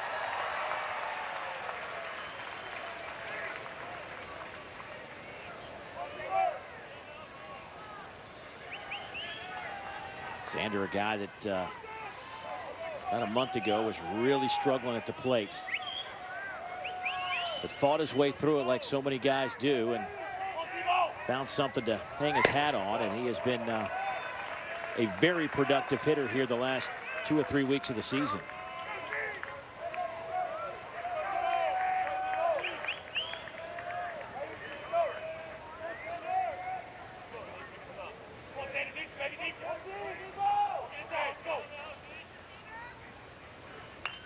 Dials that one straight back, 92 miles an hour from Rhodes. Everything fastball so far from Rhodes. Really, the book on him is a swing and miss slider. Of course, the fastball 93, 94. Certainly a good pitch as well, but I got to believe here a 1-2 after 3 straight heaters to wheel. We're going to get a good look at the breaking ball. Can be a swing and miss pitch for Rhodes. Nice job behind the plate by J.J. Schwartz, freshman catcher. No changes for anybody. Thought we might see a few changes, but it is for a tournament championship. Field a little soggy out in the outfield where they pulled the tarp off. Guys did a great job getting this field ready in about 30 minutes when they pulled the tarp. The 2-2. Ground ball out to third. Christian Hicks makes the play. Commodores do pick up a run, though, here in the bottom of the third. It's a 5-2 game. Top of the 4th inning on the way in a much drier Hoover. And, of course, Coach Corbin and O'Sullivan a little bit concerned about the field conditions. O'Sullivan walked out to the outfield to test it out. He came back. He said he felt good about it. And Coach Corbin just telling his guys, we haven't really got this plane off the ground. He feels like this entire game up until the rain delays was a lot of settling of speed bumps. And he felt like his guys never really got going. He's looking for more momentum from them. And O'Sullivan saying, too, that he wants to keep the momentum going. So, guys, kind of a opposite situation there, but the Vandy guys in the rain delay had a little fun. They had a press conference that they held amongst each other. So they had different guys go up on the podium and asked each other questions. It was quite entertaining. I would have liked to have been a part of that. Yeah. That's exactly the type of stuff I would expect to hear from that dugout. About 2 hours and 45 minutes of rain delays here in Hoover, but we head to the 4th inning and Buddy Reed. He looks at a first pitch. New pitcher on the mound for Vanderbilt. It's Ben Bode, the big left-hander. Ben, 6'4", 225 sophomore out of Lynn, Massachusetts. His 21st appearance, 5-1 record, 2.97 ERA. That one back to the backstop. Ben has been out of the bullpen all year long. Those 30 innings of work, produced 37 strikeouts. Opponents hit .213 against him. He does have a couple of saves.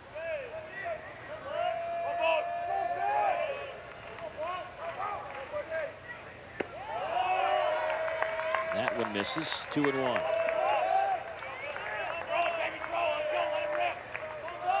Buddy Reed today has had a pretty good afternoon / evening at the plate. A single, double, couple of runs scored for the Gators center fielder. Slices that one into the seats. Heads up. Wilfred, but is all right. Looks to be down the line. Boy, we had a crowd before the rain delay. 8,000 folks were here.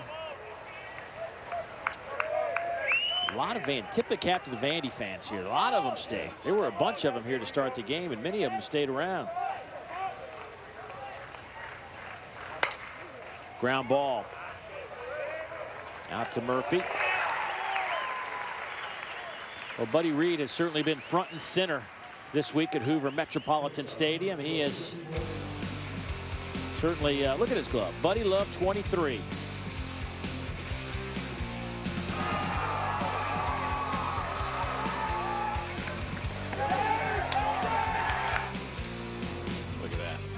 Like that last one. Gators and Commodores playing nicely together. Everybody out pulling the tar. Buddy Reed's done a little bit of everything this week. Can really run, too. Routine ground ball to second base right there. They only got him by a step.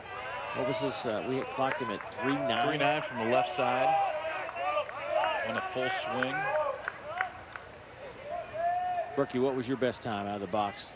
No, I never was under 4 on a full swing. Ground ball to third, scooped up by Toffee. And they finally get the out on a nice tag by Xander Wheel. 2 down. I bet you, Buddy, even from the right side on that last ground ball to second was pretty close, probably in the 4-1, 4-1-5 range. Anything under 4-2, especially from the right side, is moving.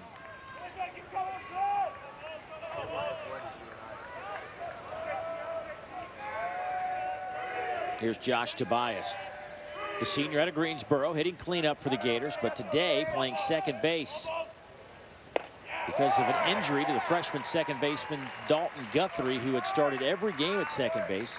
Tobias had started every game at third base. He has not played second base since March of 2013.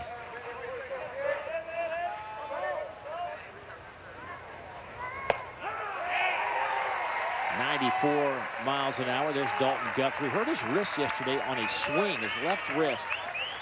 Really had a lot of pain and didn't want to take any chances. It's turned out to be kind of a sprained wrist. No severe damage, but Kevin O'Sullivan wants to give him some time off before the NCAA tournament begins next week. Actually, I guess this week. Glad that only was a sprain, too, because that looked a little bit worse on the check swing. That's where the hamate bone becomes an issue with a lot of guys, and that'll put you out for a while.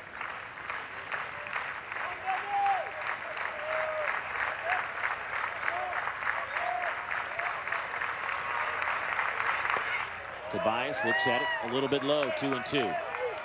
Bowden trying to get him with the changeup right there. The fastball from Bowden we've already seen. It can get up mid-90s, 93, 94 at times.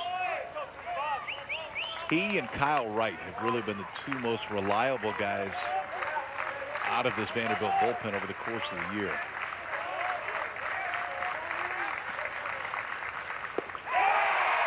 Got him. Nice job by Bowden. A couple of ground outs and a strikeout. 5-2. Florida out in front. We are back from the Hoover Met. Florida leading Vanderbilt 5-2. We talked about Buddy Reed last inning and the speed getting down the line. Yesterday we showed you his time to first from the left side. Today from the right. Now remember, anything under 4.2 is an elite runner. And my man's getting down there 3.9 from the right side. Almost beat out a routine ground ball to second base. And that is speed that will make you hurry as an infielder. And really the last step for Buddy Reed is starting to refine his skills as a base stealer. Once he does that, the league is in big trouble. How about that changeup from Aaron Rhodes? But yeah, Buddy Reed is from the right side getting a sub-4. Oh, he was flying. Because it was a routine ground ball, and in that spot, Murphy didn't take that much time. No. I mean, it's like a catch, shuffle, and throw. Yeah.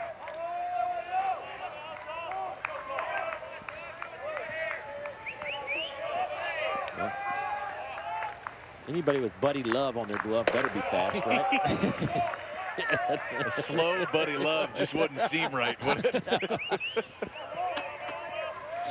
And he's got all the gear, too. Oh, yeah, he's swagged out now. Here's the 1-2 inside. Will Toffee, Reynolds, Kendall, 5, 6, and 7 for the Commodores. The freshman out of Barnstable, Massachusetts. 4 homers. Well, he has been solid at third. Boy, strikeout by Rhodes. There's that slider, Berkey. And it has probably, well, it has a lot more down than side to side. And you can see the swing right there. I think he's looking fastball, swinging fastball. And a good late movement on that slider down and into Toffee.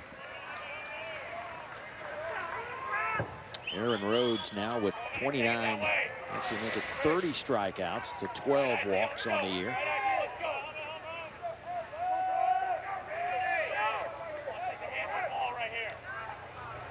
And Brian Reynolds will step in, the 6-hole hitter. I asked you this yesterday. He was really struggling. He was just couldn't put the bat on the ball at all. 3 for 43. They drop him in the lineup from the 5th to the 6th hole, and all of a sudden, life really improved for him. Right at the plate. It's hard to grasp how one move like that can make an adjustment for a play. Well, and I don't know that it's necessarily the adjustment in the lineup, but it certainly seemed that way.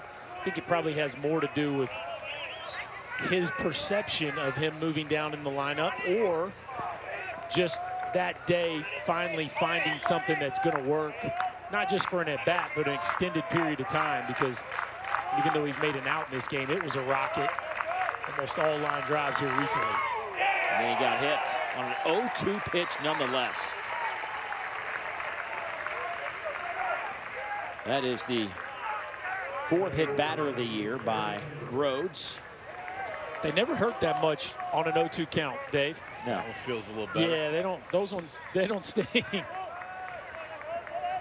Gladly take your 90 feet with an 0-2 count. And now Jaron Kendall, another freshman. He's 0 for 1 with a fly out, average of 294. The left fielder.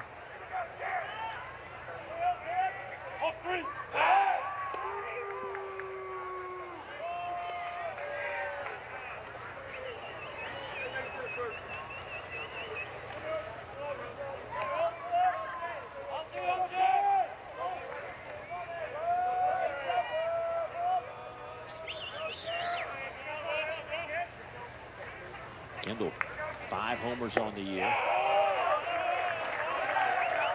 Guys, you'll see that little plastic thing in Kendall's mouth. It's actually a ring around a bottle cap that he chews up, and he uses it during the game just to keep himself calm. He said he's really felt a lot of improvement at the plate this season.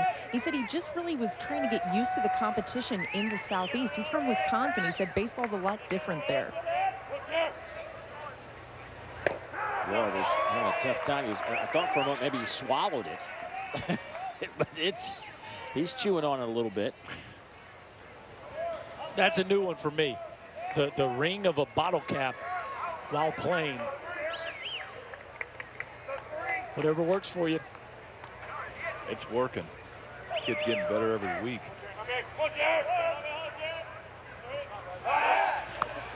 Still not sure how safe that is. Because, you know, I'm safety first. They call me Safety Steve at home. There it is.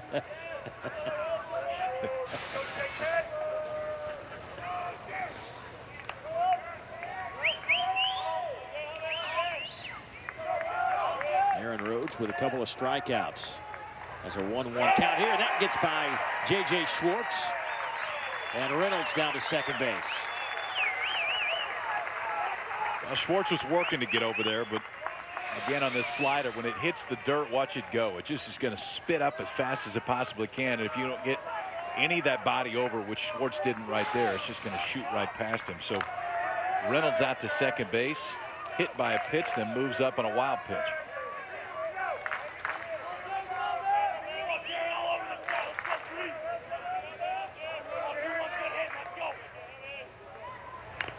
That one's fouled back, 2-2. Here comes Richie Martin coming in. What's this discussion about, Berkey? The signs at second base.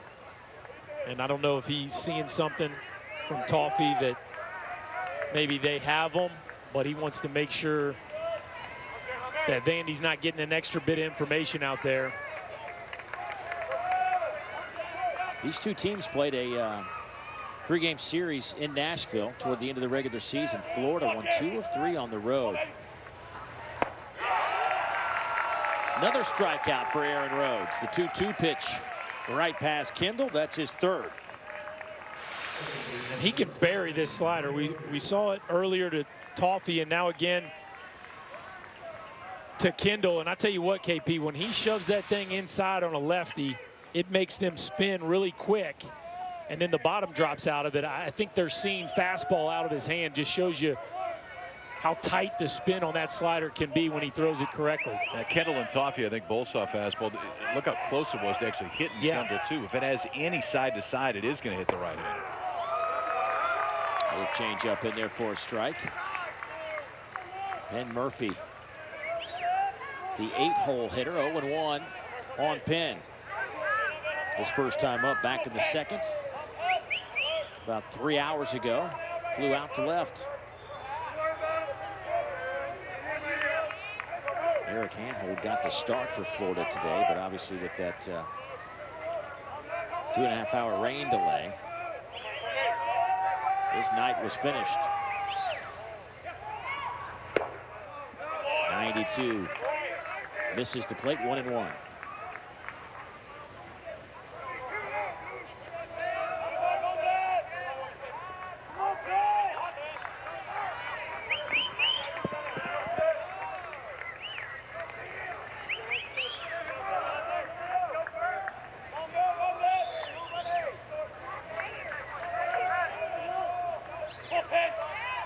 Runner goes. Murphy fouls it straight back. Normally, a 2-out steal of third base is not a play that most coaches would endorse, but if they are giving it to you and the hitter's comfortable with you running with 2 strikes, I've got no issue with it because we know how many different ways you can score from third than you can from second. The question is, with 2 strikes, are you distracting the batter as he tries to recognize and be selective to the pitch that's being thrown? And obviously, I would imagine they've communicated about that throughout the season.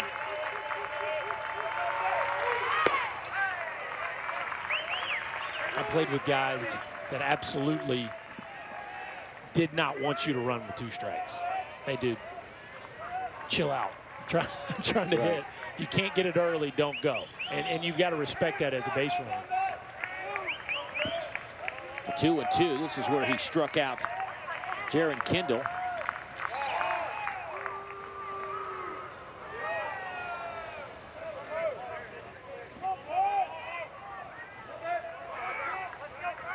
The Yankees to see if a ball gets in the gap. What kind of effect that rain will have on a ball. Will it plug out there? Will it scoot past? Well, that just misses. Good take by Murphy. Now it's full 3-2.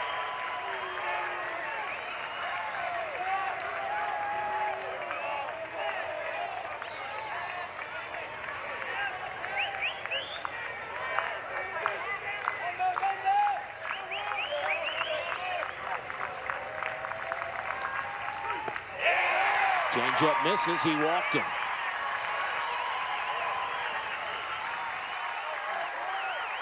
Here comes Kevin O'Sullivan. Well, Rhodes has a really good fastball, too, and it just seems at times he goes away from that fastball. He's done it here. The slider's good, but the fastball's really good, and it's got a little late life today. I think that's probably what this discussion is partially about here. And this has been a little bit of Rhodes' MO throughout his time. Just an inconsistency. He'll have sequences where he's dominant and then he loses it. I think that's one of the things that has been frustrating for Kevin O'Sullivan, because when he's sharp, he shows you some stuff that could be one of the go-to guys on this staff, but just struggles with the inconsistency to the point where Kevin O'Sullivan has a hard time using him late in ball games. You know, this series in Nashville this year got a little chippy. These two teams really going after each other. A lot of emotion in Nashville. That's what generally is going to happen when you get these two high-level teams competing against each other. And, you know, it's interesting. These two guys, 2 coaches, coached together at Clemson. Were assistant coaches under Jack Leggett. They go way back. And they are 2 of the most competitive people you will find, regardless of the sport. And they have both built these programs to reflect them. And it was a good series.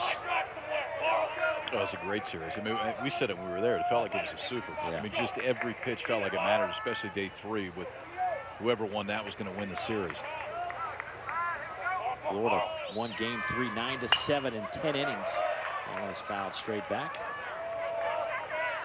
Florida scored in each of the last 4 innings in that game and scored 2 runs in the 10th to put it away.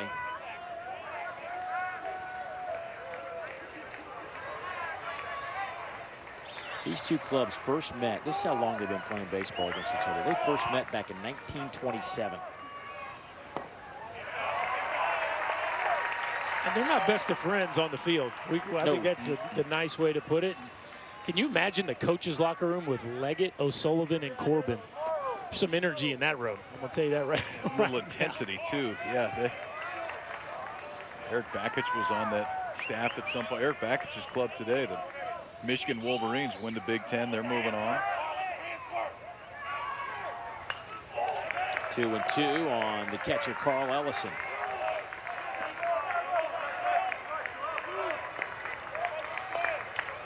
So you got 3 proteges of Jack Leggett that'll be in the NCAA tournament. We'll have to wait until tomorrow to see if Jack Leggett's club is in the NCAA tournament. Clemson will be one of those teams waiting to hear if their name is called. It has been, the old term, it's a roller coaster of a year for Clemson.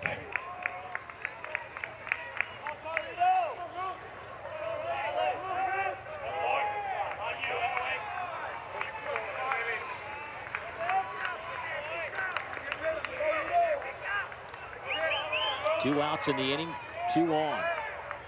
In a 5-2 game. Florida with 2 in the first, 2 in the second, and 1 in the third. They've already put together a 9-hit attack.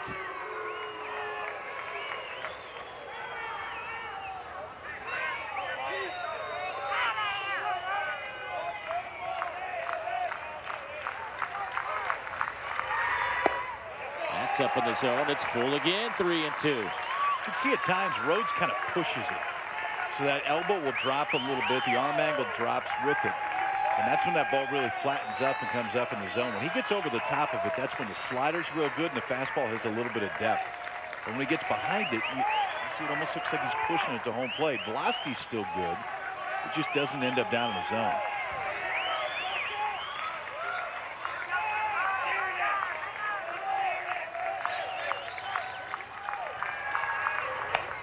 Fouls it off the end of the bat.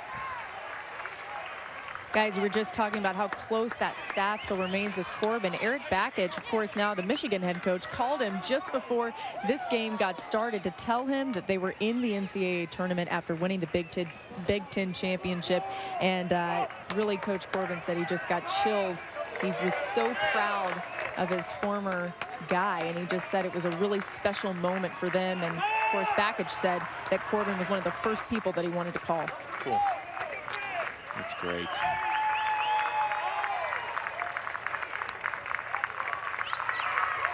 Runners go. Ellison fouls it off. We'll do it again.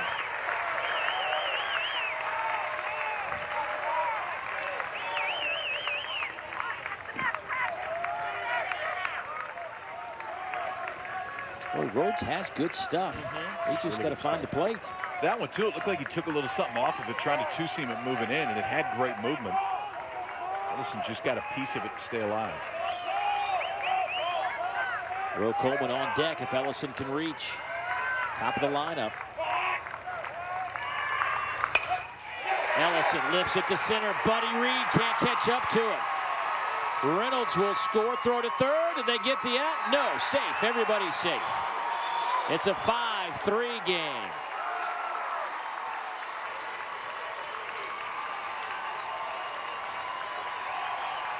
Carl Ellison with 2 big knocks in this ball game. Got him started last inning with a leadoff double, and now comes through with a big run scoring hit. Watch him extend the hitting zone, release the top hand. Watch as the top hand releases, the barrel gets a little extra length. Beautiful job of hitting with 2 strikes. Now watch Christian Hicks, the third baseman.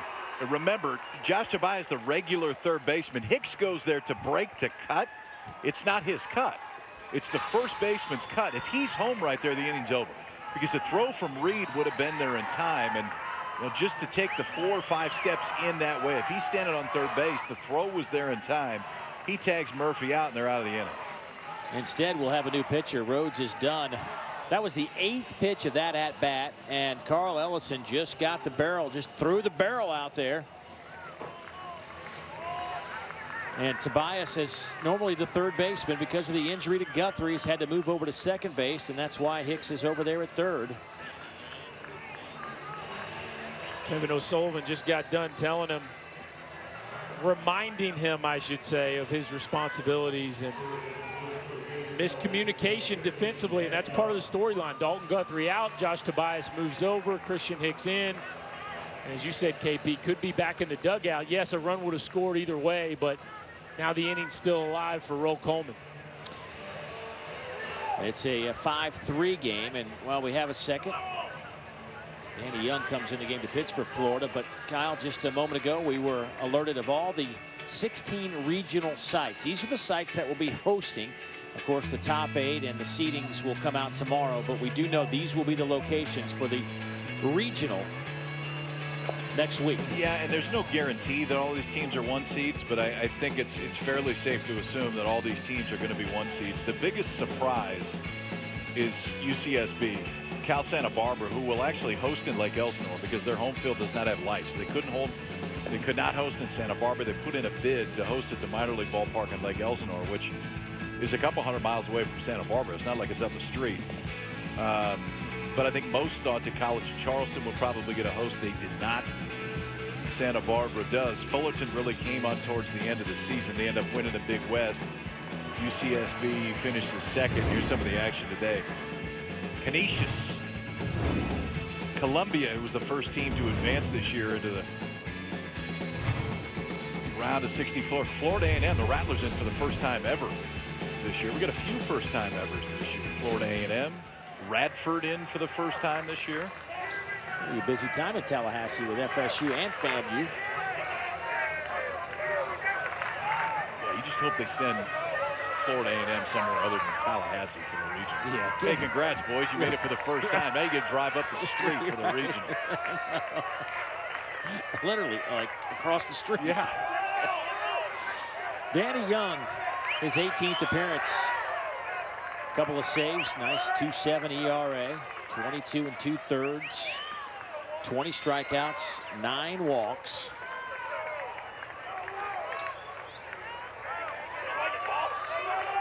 Junior out of Boca Raton, Florida. He will face Roe Coleman, the switch hitter, with runners at first and third. There are 2 outs in the inning, and there's a strike.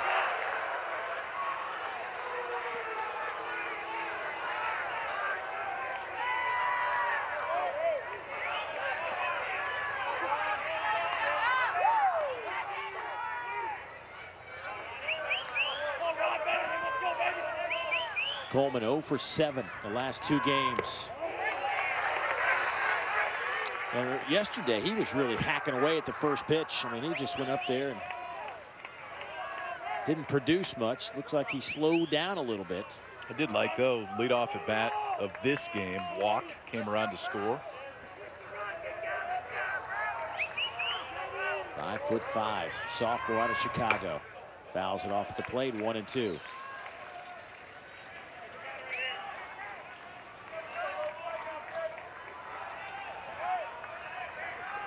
Where did we see Roe hit the home run? Is it South Carolina? He went out? Yeah. Yeah. Yeah.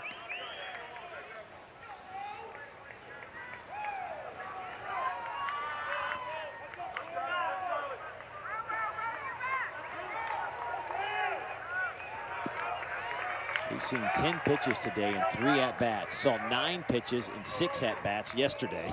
How about that? Think somebody talked to him a little bit? I would think.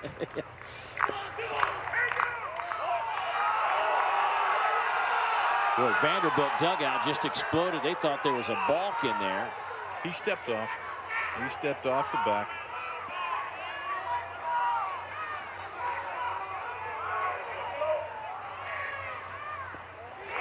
That one gets away from J.J. Schwartz.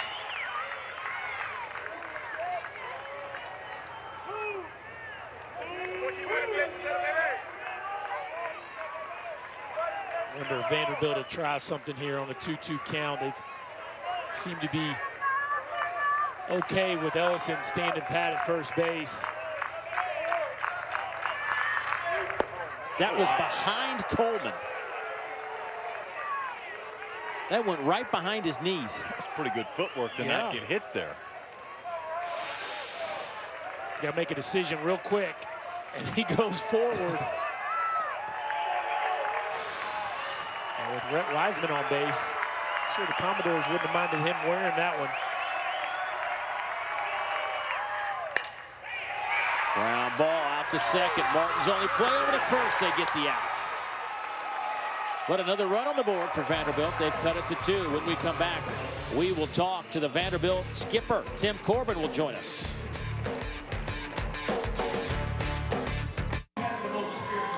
Top of the 5th on the way. We're joined by Vanderbilt head coach Tim Corbin. And coach, you said before the delay you felt like your team never really got going. What was your message to them once we got started?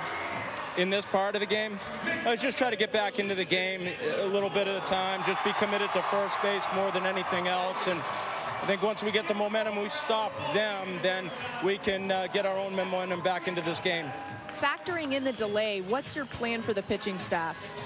Well, I just think we go as far as we can with Ben, and then after that, we still have Kyle Wright and Aubrey McCarty and Tyler Ferguson. So I think we're okay with numbers, but if Ben could get us deep, that would put us in pretty good position. Just got to hold the game right here.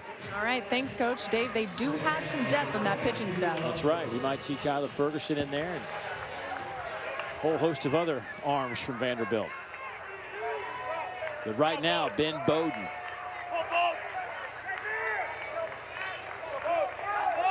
The big left-hander looked very good last inning for Vanderbilt. A couple of ground outs and a strikeout. This time, though, Peter Alonso wastes little time. First pitch back up the middle. 5, 6, and 7 coming up here for the Gators. So J.J. Schwartz to step in, followed by Mike Rivera. The first pitch changeup that Alonso stayed on right there. 85 miles an hour was falling out away from him. A couple times that Alonso stayed on the pitch and driving it right back up the middle.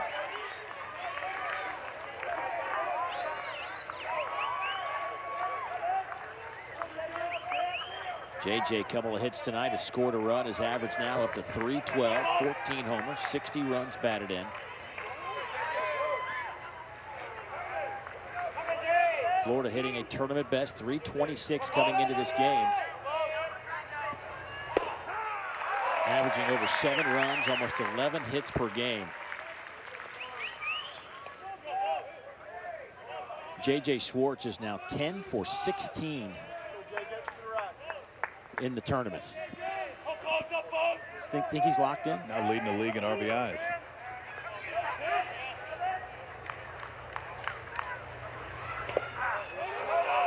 And he's a freshman, by the way. Yeah, you start to project his numbers out, and it gets kind of scary if the learning curve is still taking place. And he's talking to Kevin O'Sullivan. They feel like there was a period in the middle of the season where he really had to make an adjustment in the Southeastern Conference, struggled just a touch, especially on Fridays and Saturdays. But over the last 4 or 5 weeks, they've seen the at-bats mature here in conference play, and certainly shown up here in Hoover. As you said, Dave, 10 for 16, 7 RBI. What a future. 93 miles an hour, up and in, 2-1. Bowden's a guy that has pitched in numerous roles out of the bullpen. He's closed games, middle relief, setup guy.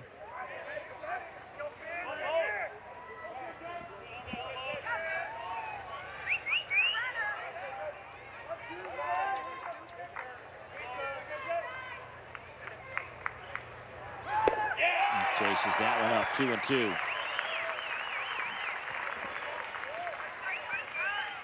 I mean, the saves leader, to show you how balanced this staff is for Vanderbilt, their saves leader is now their starter in their weekend rotation, yeah, Philip Pfeiffer. That's 5 saves. 4 different guys with saves this year for Vanderbilt.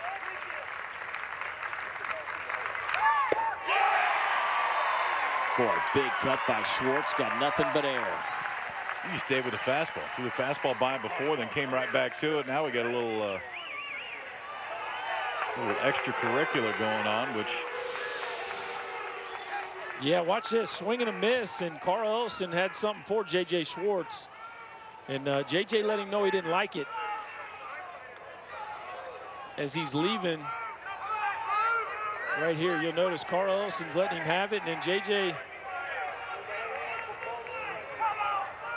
lets Mark Chapman know that he didn't appreciate that much. And tell you what, too, credit Mark Chapman, too, because he jumped right out there. I don't know what was said, exactly who said it, but Mark Chapman jumped right in the middle of it. And these umpires know what happened, too, the last time they were in Vanderbilt. I mean, nobody threw any punches or cleared the benches or did anything else, but it was chipping. A lot of looking in dugouts after plays were made. A lot of stare downs.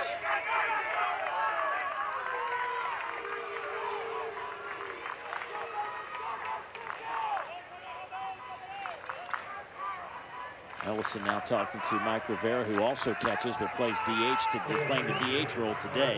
And I don't think Rivera wants to hear it. Ellison trying to apologize to him. Rivera never acknowledged him.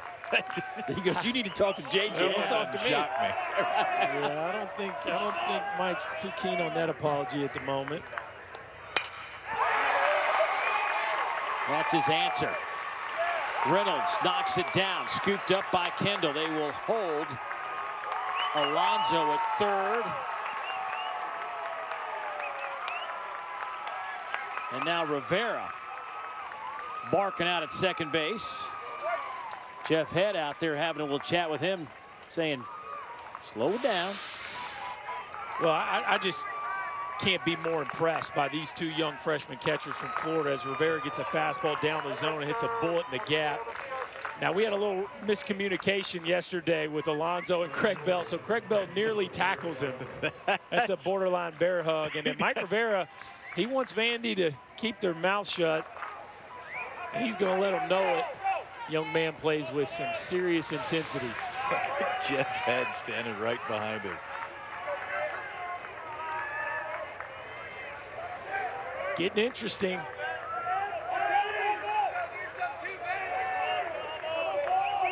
Jeremy Vasquez will step in. He looks at a ball off the plate.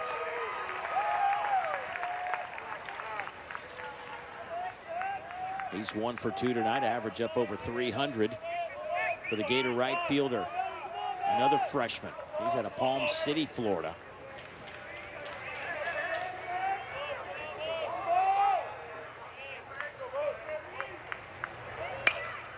That one is a little blooper in foul territory. Dropped over there by Toffee. You know what? I think he was really worried about Alonso and what he was going to do on the base and quickly glance back instead of making that catch. Which really should not be a part of this equation because Alonso's not a runner. And I think you're right, Dave. A little peak, maybe a little early peak. But really just missed it, just whiffed it. And a missed opportunity right there for Vanderbilt.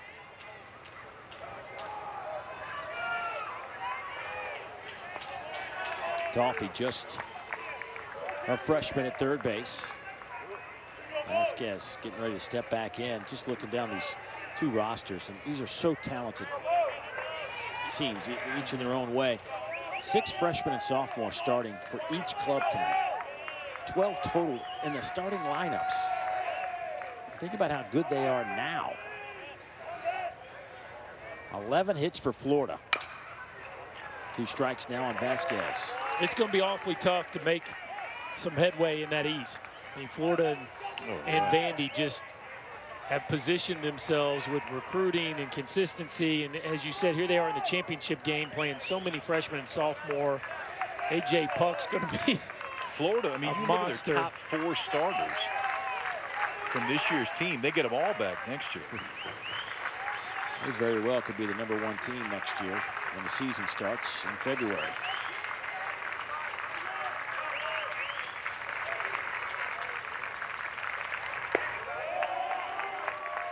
And they might be doing it as the defending champs because this team right here has got a long bit of their story still left to write. Just incredible to think about both these programs, how many young players are contributing, yet the success that each one has had.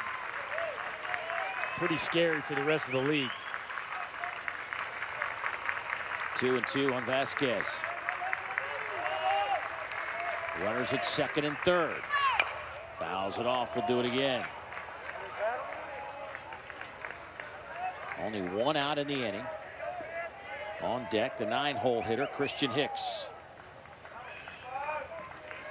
How about 11 hits for Florida? We're in the 5th.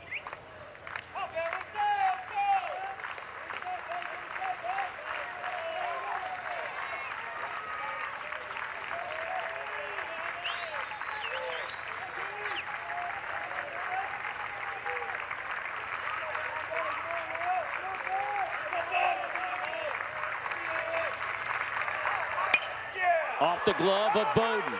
That'll score a run. Alonso touches home. Swanson has to eat it. Runners first and third. Still 1 out. 6-3 Florida. Like that at bat. Like the entire at bat. I mean, Vasquez just looked like he was locked into Bowden the entire time. Left on left. And Kevin O'Sullivan went out and had a little chat. Whatever he said, and I would assume part of it was use the middle of the field, but that ball is rocketed right back up the middle.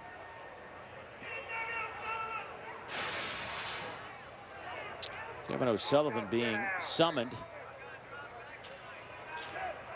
Third base umpire Scott Klein and Mark Chapman, our home plate umpire, talking to Sully. I wonder if Rivera had a few words and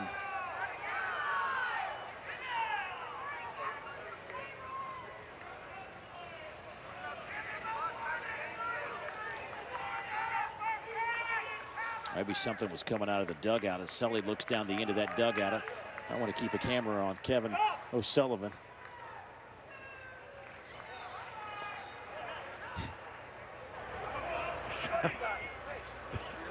They're all looking some way. I don't know which way it was, but Sully having a little chat with his guys.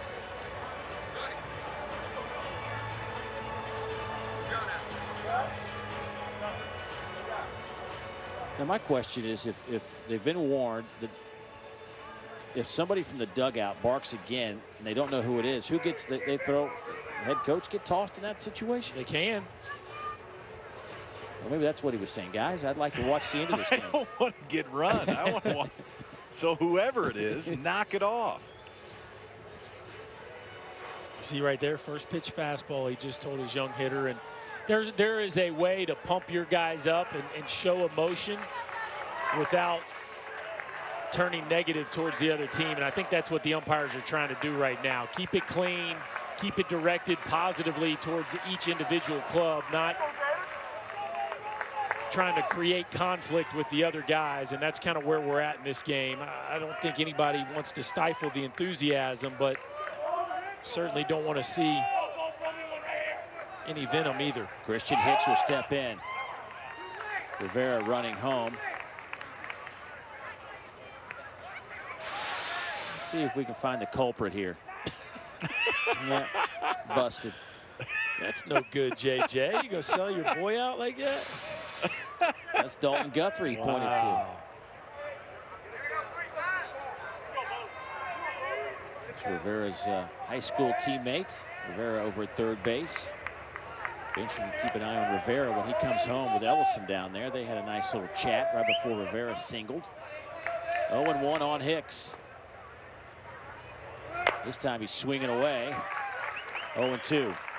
That's a hit and run, and Christian Hicks let that one get way too deep. As you see this from hitters from time to time, you get a hit and run sign, and you're trying so hard to hit that backside hole that you let the ball almost beat you too much. And on a pitch that he probably would have executed anyway, misfires, maybe trying too hard to execute.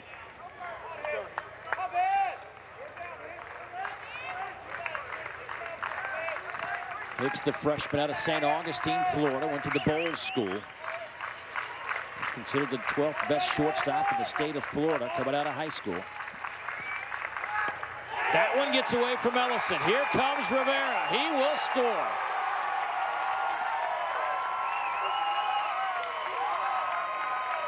Wild pitch makes it 7-3 Florida. 0-2. He's just trying to throw a fastball up and out of the zone, and this one just gets away from Bowden. And with the tail to that arm side, it's going to continue to go away from Carl Ellison, the catcher, too. And to get the glove up there, just couldn't get it in the middle of the glove.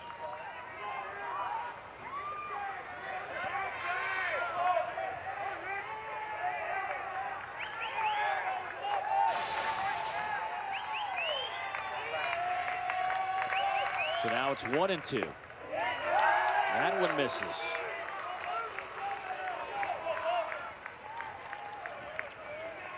Hicks making just his 12th start of the year. Over at third base. Florida runs in his blood. His parents both attended Florida. Swing and a miss. Third strikeout for Bowden. It's out number 2 of the inning.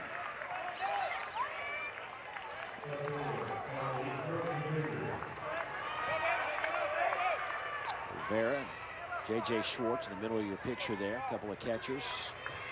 J.J. gets the start behind the plate tonight. Those three, they're going to win some games in their time in Gainesville.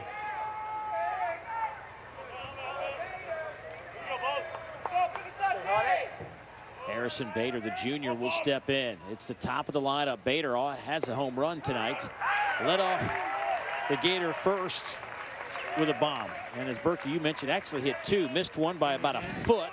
Came back, looked at a couple of pitches, and then sent another one out. This one was fair. Tough to have a better AB than that. Hit 2 homers in an at-bat. It's not bad.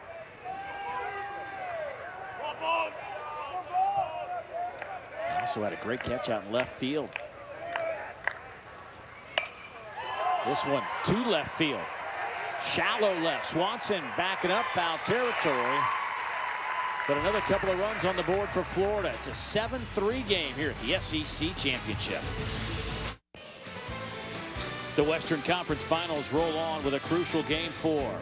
NBA MVP Steph Curry and the Golden State Warriors are 1 win away from a trip to the NBA Finals, while the Houston Rockets, well, they're just trying to live another day. Tune in for the Kia NBA Countdown at 8. Then it's Game 4, Warriors versus Rockets at 9. That's tomorrow on ESPN. Look at J.J. Schwartz, the freshman behind the plate. As the signals, there's Mike Rivera, the other freshman catcher. He caught yesterday. They kind of have alternated throughout this tournament.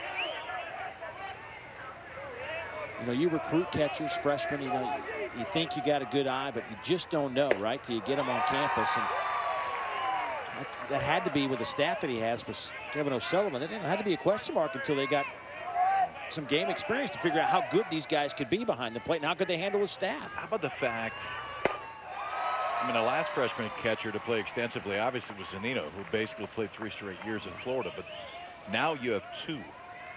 So this year and the next 2 years, even if a guy goes down for a little bit, you know that you've got 2 guys that you're very, very comfortable putting back behind the plate.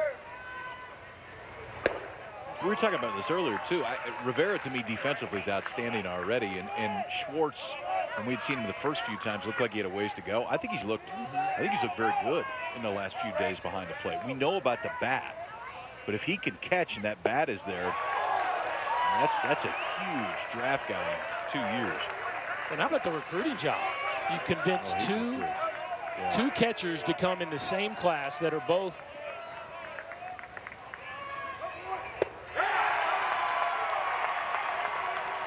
Boy, the strikeout by Danny Young right to J.J. Schwartz. For more on that, let's go down to Laura Rutledge.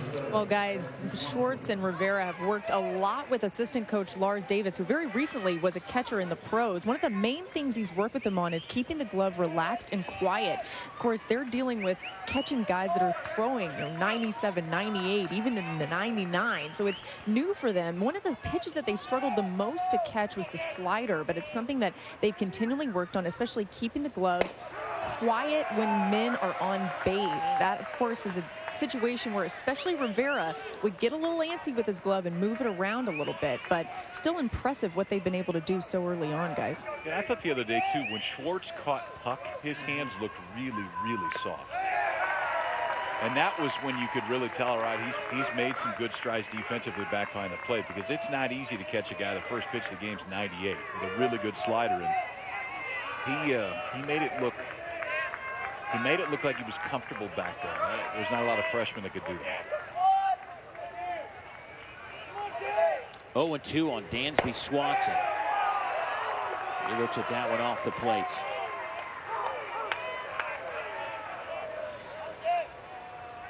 Dansby struck out his last time up. 349 average, 13 home runs, 58 runs batted in, and that one is hit hard but foul. Well, you're not going to get him there. Change up coming here. He can turn around a heater, that's for sure. Speed him up and now slow him down. I would agree, KP, and one of the things he has put on full display this week is bat speed. He can get to a fastball, that's for sure. 4 home runs in this tournament.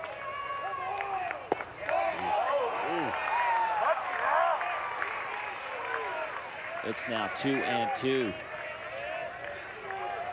10-game hit streak for Dansby Swanson.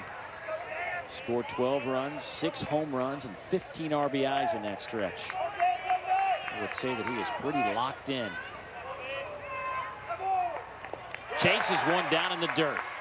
Schwartz will throw over to first, and the strikeout by Young.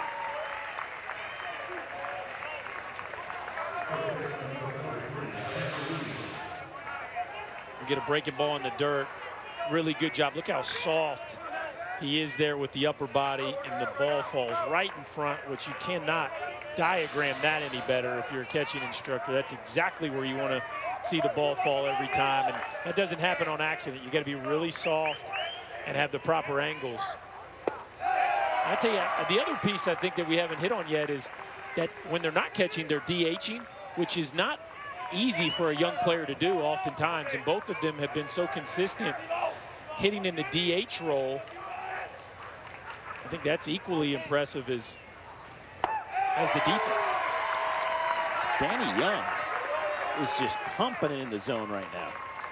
Strikeout Wiseman, strikeout Swanson, now 0-2 on Xander Wheel here. That's 2, 3, and 4 in this lineup.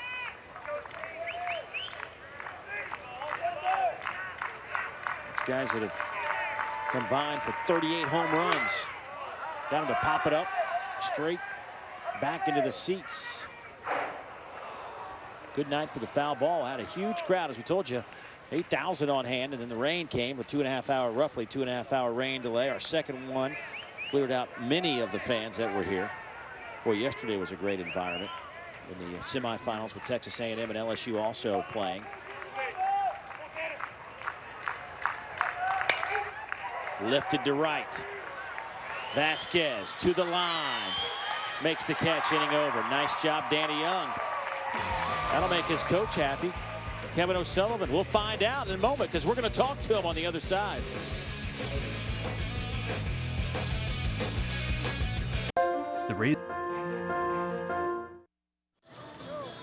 Florida head coach Kevin O'Sullivan joining me here. And coach, your offense picked up right where it left off. 12 hits so far. How are they doing it? You know, I think once again, I think we're getting contributions up and down the lineup, and hitting's contagious, both sometimes in a good way and sometimes in a bad way. But it's been like, since Wednesday, since we've been here, we've been seeing the ball well. Top of the fifth, you had the meeting with the umps, and then you went and had a meeting in the dugout there. What did you say to your guys? Just play the game. We just got to play. You know, we got 9 innings, and I just want to play baseball, and I just got to focus on what we need to do. Simple as that. All right, thanks, Coach. Dave, we just want to play baseball, too. Yes, we do. And if you read between the lines, we don't need any of that horsing around. Keep your trap shut. Let's play ball is what he's saying. Let's make sure everybody finishes this one.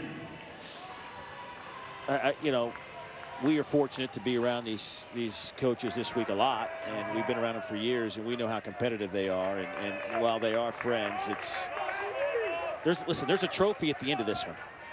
Right, yeah, there might be a national seed at the end of this one too. I mean, this one matters. 7 runs, 12 hits for Florida as we move to the 6th. Vanderbilt with 3 hits and 3 runs.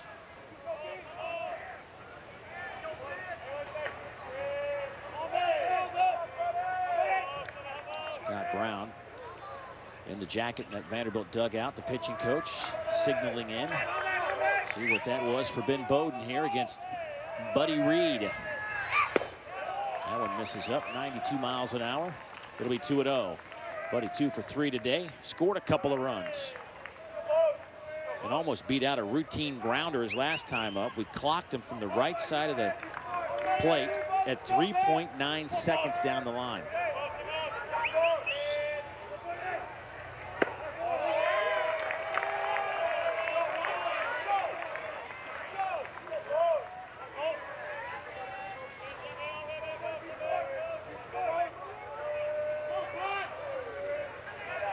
Things as an infielder you'll do when you get a guy who's flying like Buddy Reed is try to start closer to the plate. You look at Swanson and Murphy, they're standing exactly where they would play if Schwartz was up, and I think that's a risk on their part. I would come in. You want a routine ground ball to be routine, and if Buddy Reed hits you a routine ground ball and you're playing that deep, you're going to have to hurry, and that's when mistakes happen. 3-2 now. I remember playing shortstop once when Ichiro was up, and it was almost infield in. I mean, I was almost infield in. Did he hit it to you? Yes, he did, and fortunately, I was playing so close to him, I got him out. I think he was a little confused as to why I was in with nobody on. This is to Xander Wheel. He better hustle. Buddy Reed just beat it out. There's the speed you're talking about. You can't get him. You have to give ground prior to contact, and that starts before the pitch. You cannot wait till after the ball's hit. So look where Xander Wheel is, and Bowden, who falls towards third base, just can't recover. And this is world-class speed, folks. I mean, 99 out of 100 are out easily on this play, and Buddy beats it by a half a step.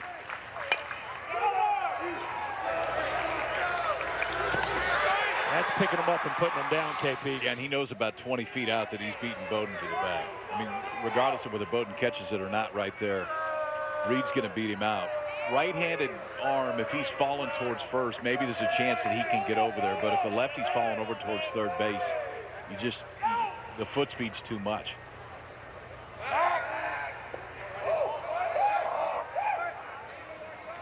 I think he has 3 hits on ground balls to first in the last 2 days.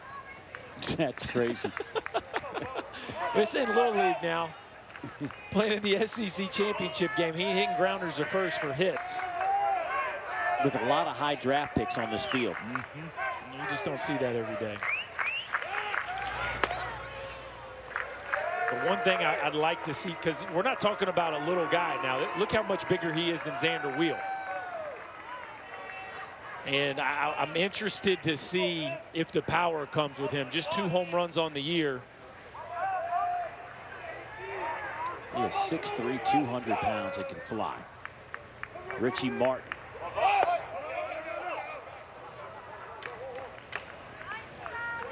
We've talked about Richie Martin in the draft, probably pretty high as a shortstop. What about Buddy Reed down the road? I mean, what do you make of him as a draft pick, a center fielder type guy? You know, he's just a sophomore, so next year's his big year. He goes high next year, whether or not he hits for power. Yeah. If he does hit for power, he goes really high. Yeah. Yeah, somebody's taking him in the first couple rounds regardless. But he could easily be a top 10 pick if he starts to flash a little juice next year, because I think they'd like to see probably a little more aggressiveness when it comes to base stealing. That misses off the plate to Richie Martin. It's 2-0. But the good thing is the aggressiveness from a base stealing standpoint he can grow into when he gets into professional baseball. The power is the one that you would hope he can grow into as he continues to put weight on. The one thing you know he's going to have, he's going to run. I mean, he can absolutely fly. He's got 16 bags this year. I'm anxious to see what those numbers are this time next year. Big cut by Martin, 2-1. Well, that's the one thing that I think KP sometimes maybe gets overlooked. I think a motor is easily one of the top 3 elements to being a great base stealer. And you've got to have that fearless nature of, I don't care if I get thrown out, I'm going next time, I'm going with 2 outs, I'm going if the math's not in my favor, you're just going. And everybody knows it. And that motor is one of the key ingredients to being a big-time base stealer.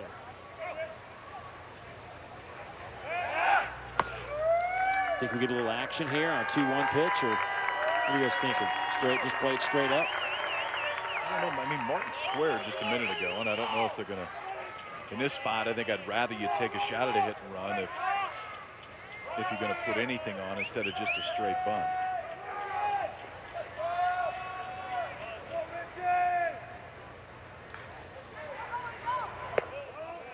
Throw back to first, not in time. Martin showing bunt again.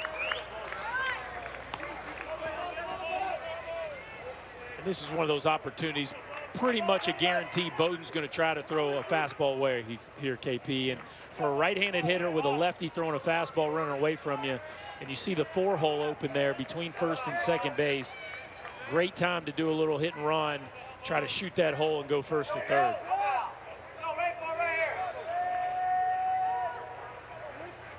Martin, 4 for 26 his last group of games here, and that's a stolen base. Not even a throw by Ellison, but 4 for 26 his last 8 games at the plate, and it's now 3-2 on Martin. And you can see Richie Martin maybe trying to hit that hole and was just a little late, but we're going to get a good look at the jump, and you got no chance right there. And that's a straight steal. He never looked back in, but you got no chance. When he gets that kind of break, which you saw, he sound and left almost the minute Bowden's foot left the ground.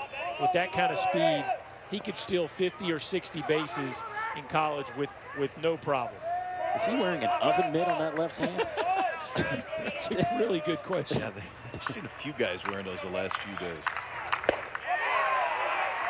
Swing and a miss by Martin. He's back to the dugout. He continues to struggle a little bit with the bat. 4 strikeouts for Bowden. Yeah, just threw 2 heaters right by him, and in a 3-1, 3-2 count, when you know you're getting fastball, that barrel is just under right there from Richie Martin. I don't know if he's trying to use the backside of the field, and so he's trying to carve one to right, but the barrel gets loose on the backside of the swing, an elevated fastball exposes it, and an out recorded by Bowden. Burke, did you used to steal bases with that on your left hand? No, I never tried the oven mitten at second. I think that's a new thing. Interesting. I'm surprised it doesn't have camo and a logo on it. That'd be next week. Yeah, exactly. Of course, I'll be at the store buying one for the kids. Where's Evo Shield with that? Right. Is that just to keep him from jamming his hands? Yeah, Yeah. and I guess it's for head first sliders. He is all geared up now.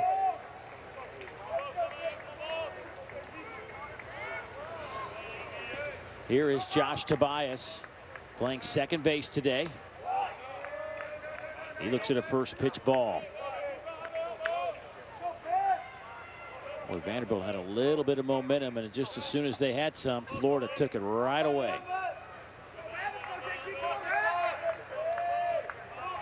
Tobias has struck out, singled. Also had a fly out to center field earlier today. A game that started at 4:30 Eastern time.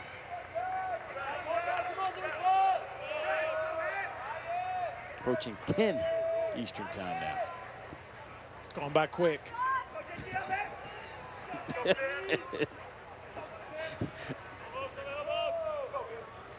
Two delays, one roughly 30 minutes, another one about 2:15. At least during this delay, it actually rained. Yes. We're getting somewhere.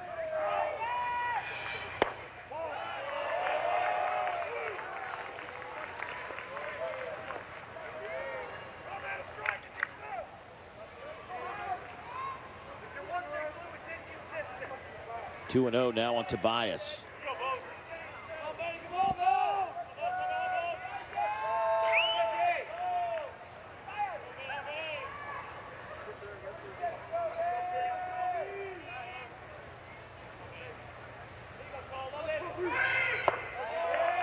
Make it 3-0.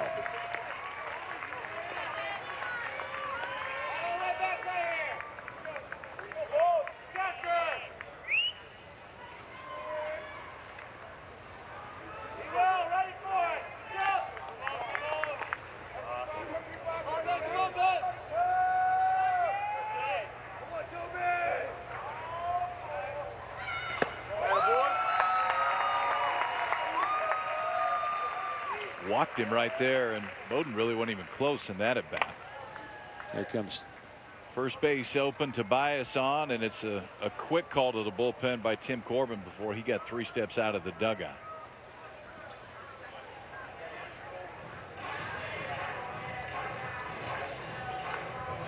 So new pitcher making their way onto the mound for the Vanderbilt Commodores in a 7-3 game. We'll update the change on the other side.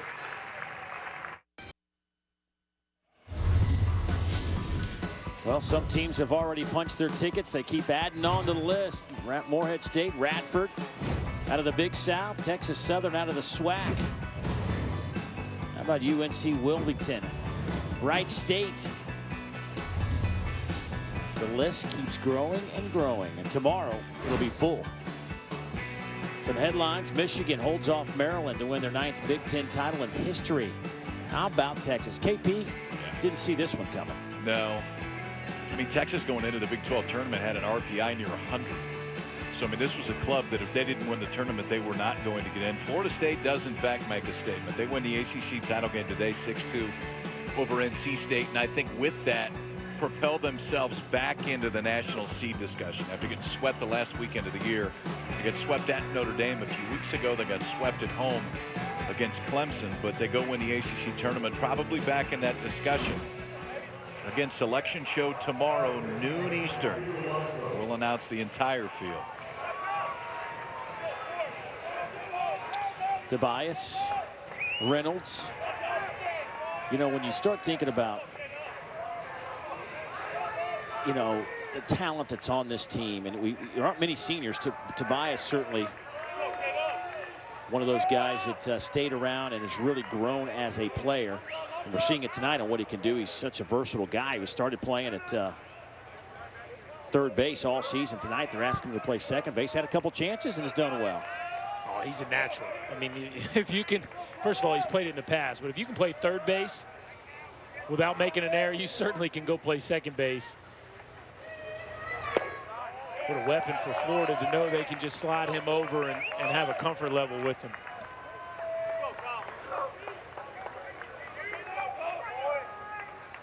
Kyle right on for Vanderbilt, who really has been one of the more consistent guys out of the bullpen this year. Has a save. One of 4 guys on this Vanderbilt staff to have a save this year.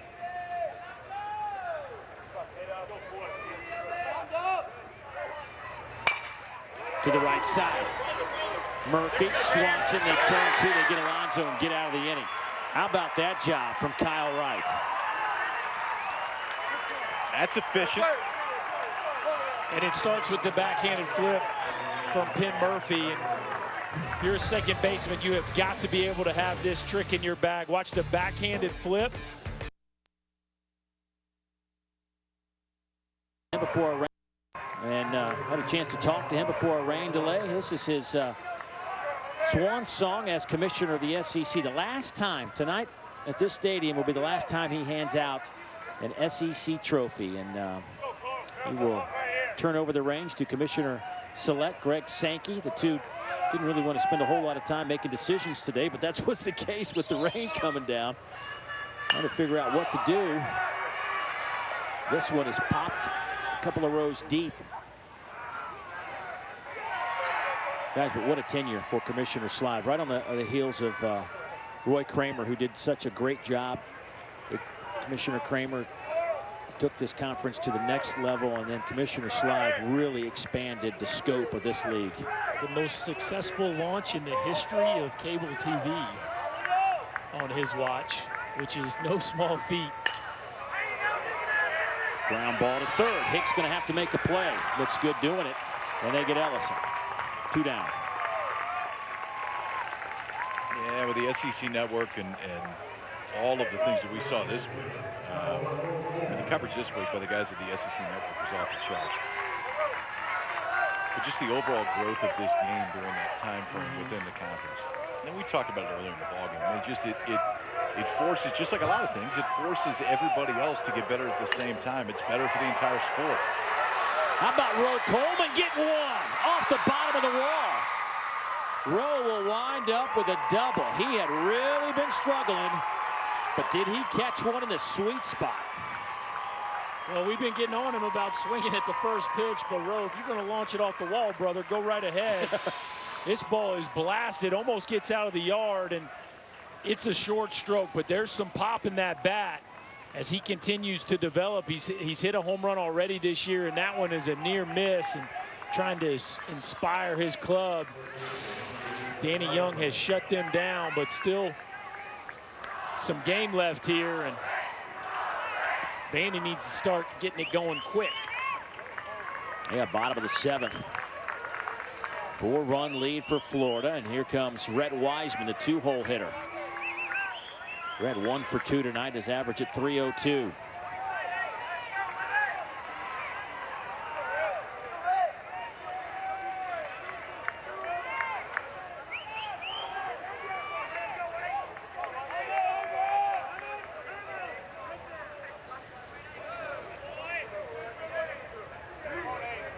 Wiseman walked in the first, singled in the third, and struck out in the fifth. And this guy is dangerous. You serve one up to him, and he can get out of here in a hurry. Wiseman with 13 home runs on the year out of that 2 spot. Looks at a first pitch strike. We've talked about it this week about Wiseman making an adjustment from last year to this year in his swing. Berkey really gets down and loaded up in that stance. And maintains it. He doesn't just start down, he stays down. You just see how much he's shrunk that strike zone as he gets down into his legs. And essentially what he's done is he's made every pitch that is a strike a really comfortable cover for him as he stays down. The bottom is up, the top is down. Feels like he can cover the whole zone and really activate that lower half to get the most out of his swing. Power is way up. No home runs last year for Wiseman, 13 this year.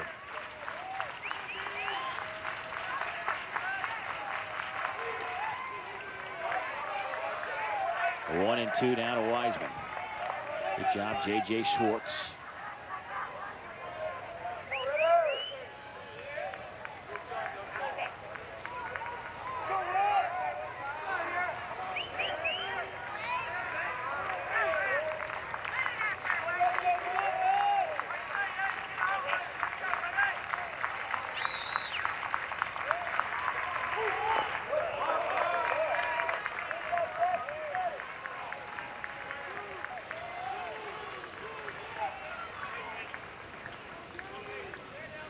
KP, when you were pitching and you were ahead 0-2, and you'd always, the general thought is throw one off the plate so you feel chase it. You get to 2-2. What's your mindset then in terms of what you want to throw? I'll spin the mindset back to 0-2. I never believed in wasting anything. Right. I mean, sometimes you see catchers sit like 8, 10, 12 inches off the plate. You only have so many bullets during the course of the game. Throw one you don't think they can hit, but wasting one to me never made any sense. Well, got it back to 2-2 and launches it to center with 2 outs, but there is Buddy Reed to make the catch. Inning over after 7. It's 7-3. Florida leading 7-3. Number 8 has had an impact in this one. He has. He's kind of hit all over this Florida order this year, but forced up to the leadoff spot because of the injury of Guthrie, and can't lead off a game any better than this. He had just hooked one foul a minute before. This one stays fair. Got the Gators off to a great start in the first inning. But defensively, Bader's always defended. This ball hit right at him early in the ballgame. Dive, saves extra bases. He's a spark plug now in that spot or any spot in the order. Bader can get this whole club going. He will hit second this inning. Hicks will lead it off, and then it's Bader at the top of the order, followed by Reed. We talked about Bader. He just had really been struggling with the bat.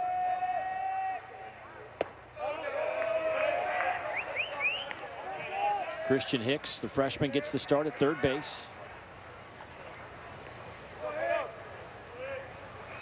He is 1 for 2 with a walk. And that one misses down low by Kyle Wright.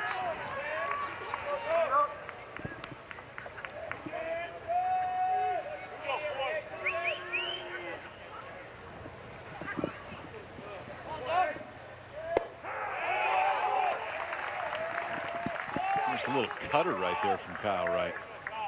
Looked like it was going to two-seam away, and it stayed right on the plate.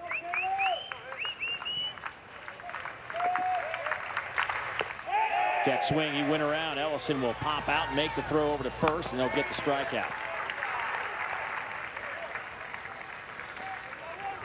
Well, all 64 teams will be announced for the NCAA baseball tournament. Noon Eastern time. The guys to my right will head over to the studios and break that down if they get there. I don't know if you guys are going to get there in time. Oh, we'll get there. We'll get there. Berkey, you ready? It'll be tomorrow, noon Eastern time on ESPNU. Ready. I will say this. You guys took advantage of the rain delay. Yeah. Yeah. Burke did more than I did. Yeah, me and Barry were working. No. KP was telling us what to work on. Which I can be a good foot soldier. I was doing work. I was supervising the food line. You were, and you were doing a really good job. Somebody had to. Here's Bader behind 0-1. Make it 0-2. This time of year, I think everybody's ready. See where they're headed, see what the marquee matchups are going to be, the national seeds, who's lined up with who. Exciting day in college baseball tomorrow. And a few wins in the last few days made that bubble a little bit tighter, too. Texas winning a Big 12, they would not have been in. UNC Wilmington, which was a bubble team anyway, they win their end. FIU wins their conference after finishing 8th in the regular season. They would not have been in. Hits Bader. 2 down. Here's a look at the announced regional sites that came out a little while ago, and those are the 16 cities that will host a regional. The seedings will come out tomorrow with the announcement of the teams, but we do know that chances are pretty good those will be #1 seeds at those venues. We have 4 regionals in the state of Texas, 3 in the state of California, 3 in Florida, and 2 out of the Missouri Valley Conference.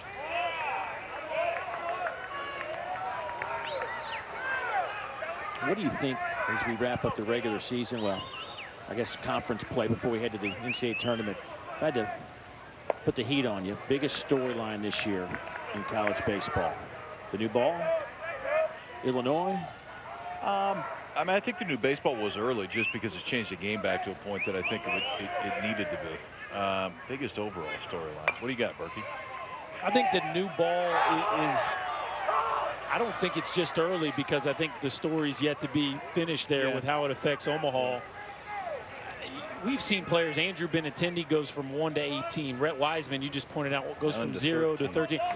Teams have doubled their home run totals, if not more. We see here in Hoover, we've hit, what, 17 home runs.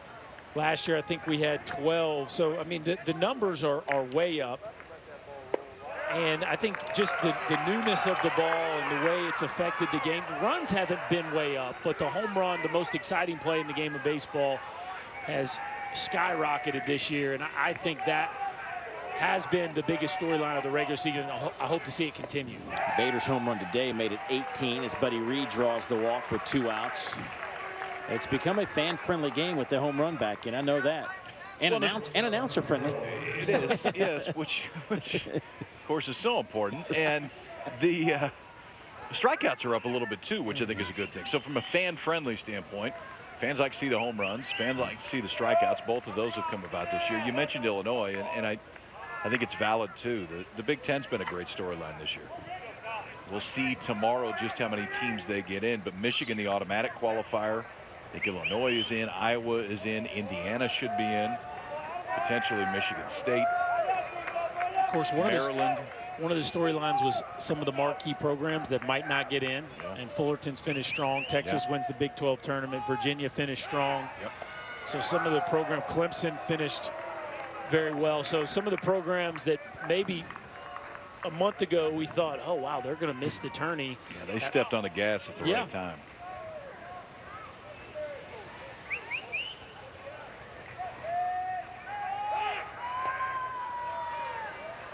Buddy Reed over at first. We've highlighted his speed throughout this tournament. Already has a stolen base and beat out a ground ball to first base. Would look like a routine ground ball. Almost beat out a routine grounder to second base. Richie Martin looks at a strike. It's 0-1.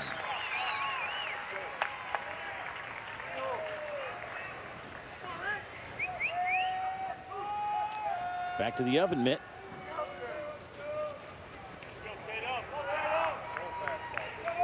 Wonder when he's going to put Buddy Love on that like he did his glove. Yeah. He's going to need to spice that one up just a little bit. I have to do a lot of artwork on the bus ride home tomorrow. Now back 0-2. Yeah, Vanderbilt going to head home after this game. Florida going to stay the night, head back to Gainesville tomorrow morning. Gators will actually watch the selection show on the bus ride home tomorrow. Regionals are all Friday, Saturday, Sunday, and then Monday if necessary.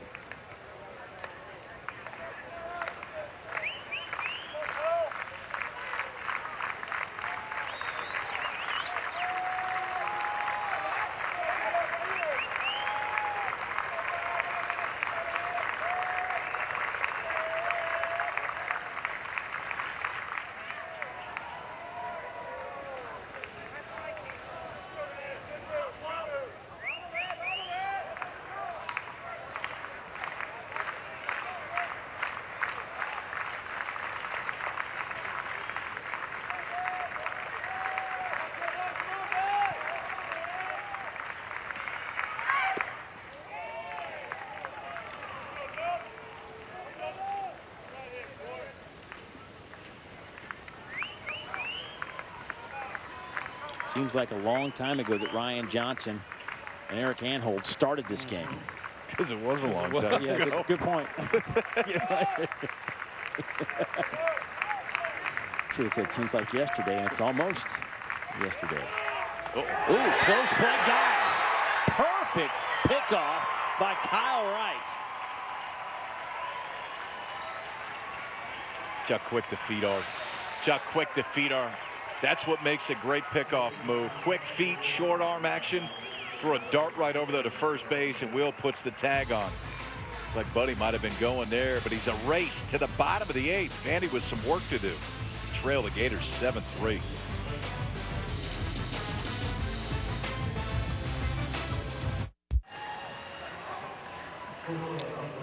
SEC Baseball Tournament Championship. Hoover, Alabama, Dave Neal, Kyle Peterson, Chris Burke, a couple of All-Americans at their respective universities. KP at Stanford, Chris Burke at Tennessee. Went on to play some big league ball as well. Lucky to have him alongside today. Dansby Swanson, a guy that will no doubt have a chance at big league ball. Could be the #1 overall pick in a couple of weeks in the June MLB draft. 0 for 3 tonight, however. His average has dipped under 350. He's had a tough night behind 0-2. Pretty interesting to think that Florida could bring 2 guys out of their pen on consecutive nights to shut down LSU and Vanderbilt. Yes. But that's what we're getting. Taylor Lewis and Danny Young. And we're not getting comfortable swings, guys. I mean, he's got Dansby Swanson swinging and missing and reaching. And we saw the same thing last night for Taylor Lewis against LSU. Now, the fastball from Young is better than it's actually similar velocity-wise from what we saw from Kent the other night. Kent was 87, 88. Young might have a little bit more. But he's doing most of it with the fastball. He's not throwing 95. He's 89, 90, but in, out.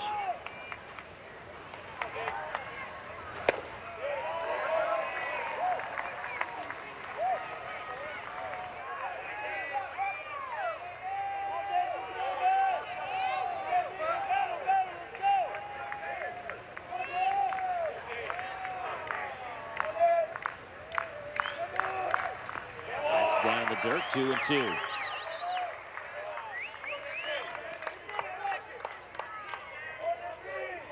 Swanson played second base his first 2 years at Vanderbilt. Vince Conde was manning the shortstop position. So this year, after Vince graduates, Dansby heads over to short.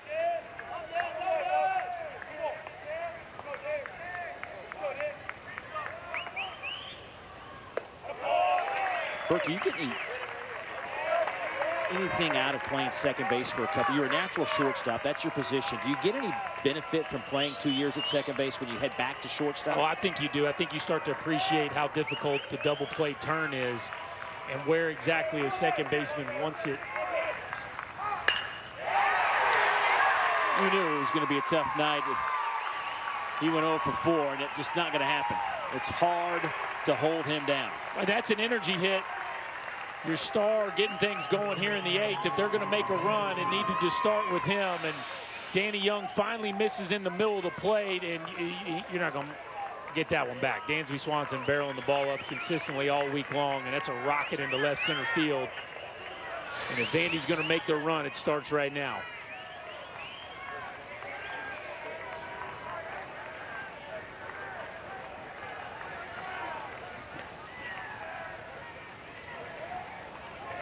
Looks like Sully has made the change, but Danny Young's night is over as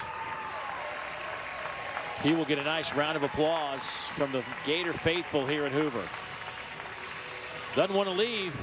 Did a nice job, though. They did a great job. I think when Danny Young came in, told him he'd shut down this lineup for the time period he did. Kevin O'Sullivan would take that every night.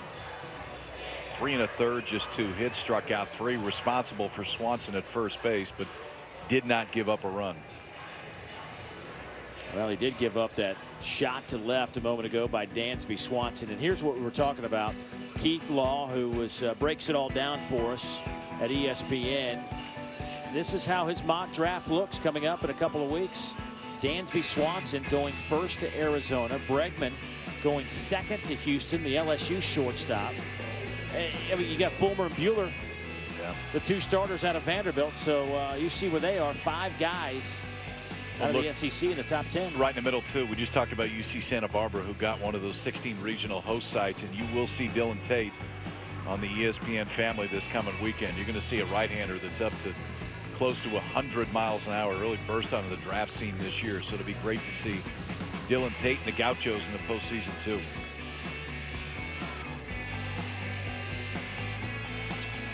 Well, the NCAA baseball regionals begin on May 29th, and you can see all the best of the tournament in one place. Don't miss the top moments and key performances from all 16 regional sites. It all gets going on Friday, May 29th on ESPNU with more than 30 hours of continuous coverage over the weekend. Don't miss any of the big moments from the NCAA baseball regionals on Bases Loaded. Sean Anderson making his 13th appearance of the season. ERA at an even 5. 18 innings of work. He was the don't count him out draft pick in 2013. We have seen 2 guys tonight for Florida that were the last picks in their respective draft. 2012 for Eric Handhold and 2013 for this guy, Mr. Anderson. And Kevin O'Sullivan said before the game he had some guys that he really wanted to get into the game tonight, and Sean Anderson was one of them. The numbers aren't great, but O'Sullivan thinks that this kid has a really high ceiling. The fastball gets up to the mid-90s, swing and miss breaking ball, and they feel like he could be one of the guys that makes real contributions for them here in the postseason. Here's a guy that can make a contribution with one big swing. Xander Wheel, a dozen home runs this year, a 322 average. Xander has struck out, grounded to third, and flew out to right field. The Commodore first baseman, the redshirt junior.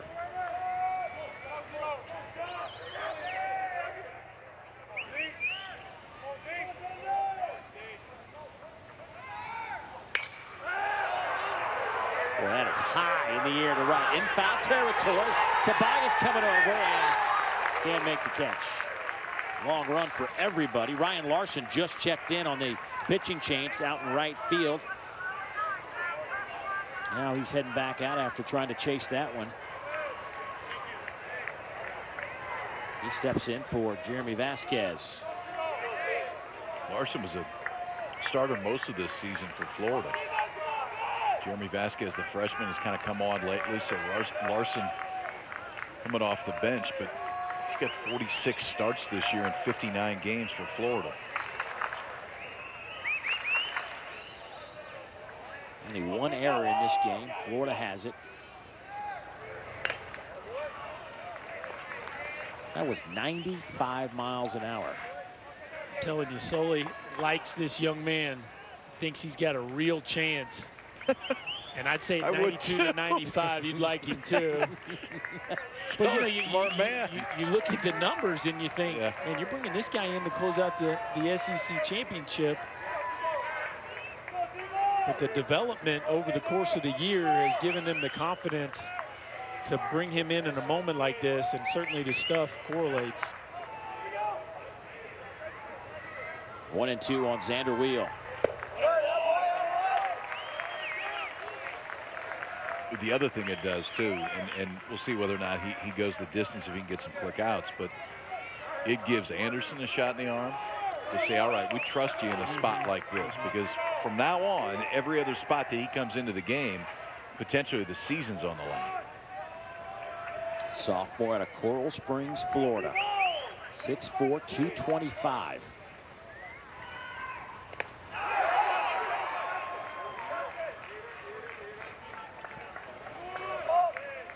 So that'll get the runner to second. Swanson will stand there. Strikeout as Wheel heads back to the dugout. And Wheel had no chance. He didn't, but Schwartz has to block this ball too. I mean, this is one with a guy on first base. You can't go backhand in this one. This one has to be blocked. He goes and backhands it, takes it off the right shin guard. So Swanson able to get down to second pretty easily. But I think that, I mean, it illustrates again how good this stuff is, because it was 92-95 with a pretty good slider right there. And that might be it. That might go left on left or go to the bullpen again. But at any rate, good to see Anderson get in there and look good. You got to wonder if maybe that's a little fatigue there from J.J. Schwartz, KP. He's been at it for a long time this evening. And as you said, maybe just a little lazy there on that breaking ball. Well, that'll do it for Anderson. He gets it out. We'll update the change when we come back.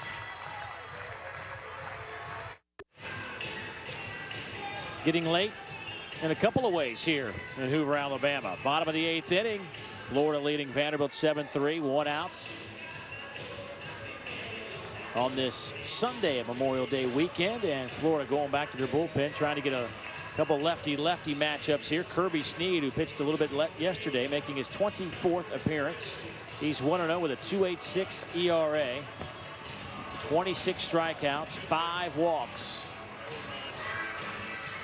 He was good yesterday with a couple innings, 2 hits, 3 strikeouts, part of a combination that really finished strong. Snead and Lewis closed it out for the Gators.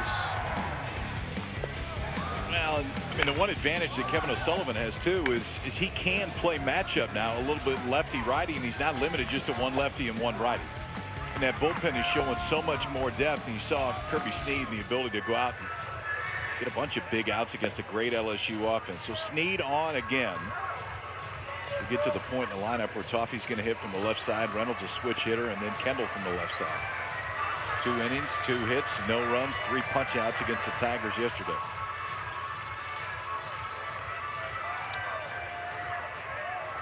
One down. Dansby Swanson down at second base. It'll be Toffee, then Reynolds. And if they can reach, it'll be Jaron Kendall. So you got a lefty, a switch hitter, and a lefty coming up.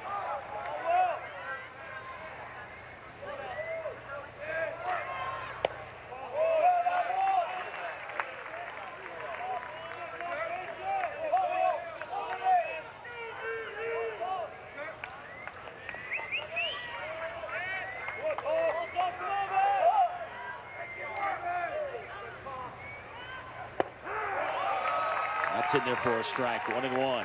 And what a sequence there to start this at bat. A big breaking ball just off the corner to slow him down and then rush a fastball in. And now you've shown him both pitches to both sides of the plate. You can pretty much go wherever you want to here on a 1-1 count.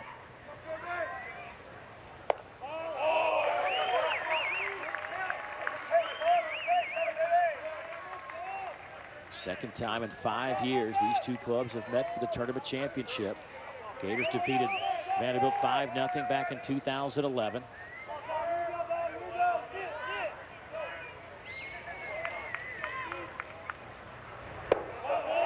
Florida lost the SEC tournament championship game last year 2-0 to LSU.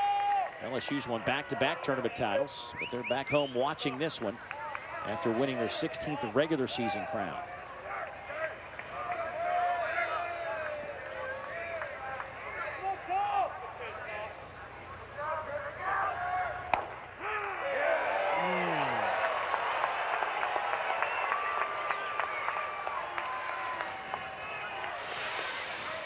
What you got here, KP?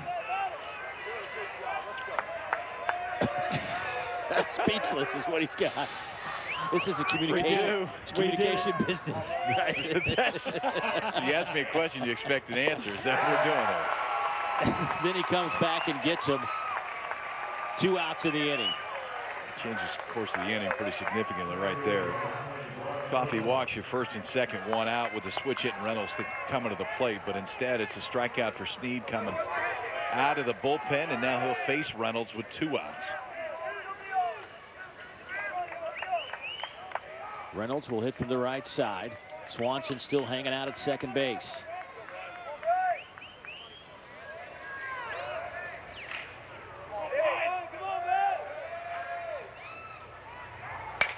Ground ball back to Snead. And Snead fired up. He gets a couple of big outs. 7-3 Gators.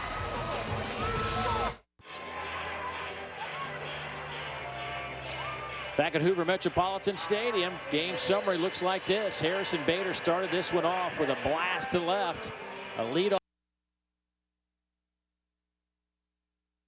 punt. He has been inserted into that leadoff spot because their normal leadoff man, Dalton Guthrie, has a bad wrist, took the night off, and the substitution worked out quite well, I would say. Buddy Reed, 3 for 4.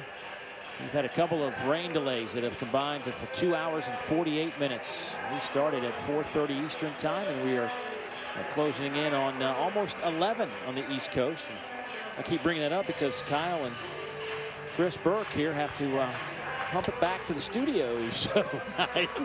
But it's okay. I don't want anybody to worry because you've got pillows. I was just told you have pillows in the car. You have blankets and a couple of sandwiches. You guys will be good. That's all you need.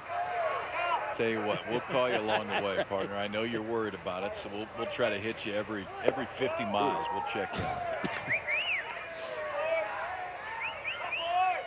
Here is Richie Martin. He'll lead it off. It'll be 3, 4, and 5 for the Gators here in the 9th.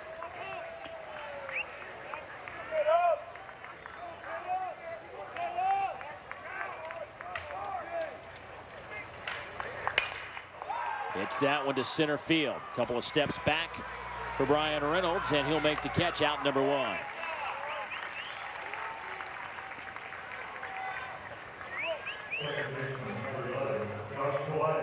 So Josh Tobias will grab the bat. Kyle Wright trying to get a couple more outs, see if his Vanderbilt offense can get it going. They need a huge inning.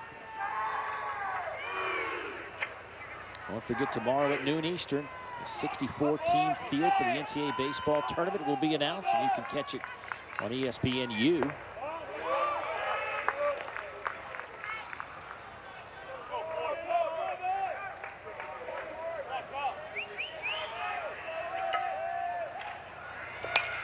Tobias off the tip of the glove of Dansby Swanson. The 14th hit of the night for Florida. Yeah, it looked like his footwork got a little crossed up. Wasn't sure when he wanted to get his jump. Made a nice effort at it. Took 4 or 5 steps before he got there. Ball just sails over the edge of his glove, and Tobias gets on for the Gators as they're maybe trying to get a little insurance here in the 9th. How good has that guy been, Josh Tobias? He's been the MVP of the team. Yeah.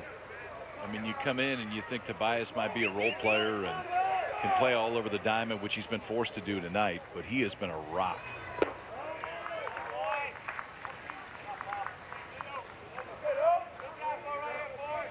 Up for the finalists for the Lowe's Senior Class Award, given out to those that excel in the classroom, out in the community, and of course in their respective sport.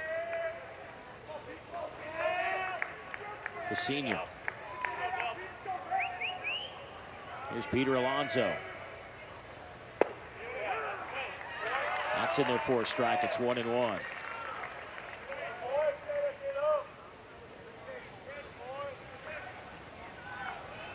Alonso wearing the face mask after the broken nose.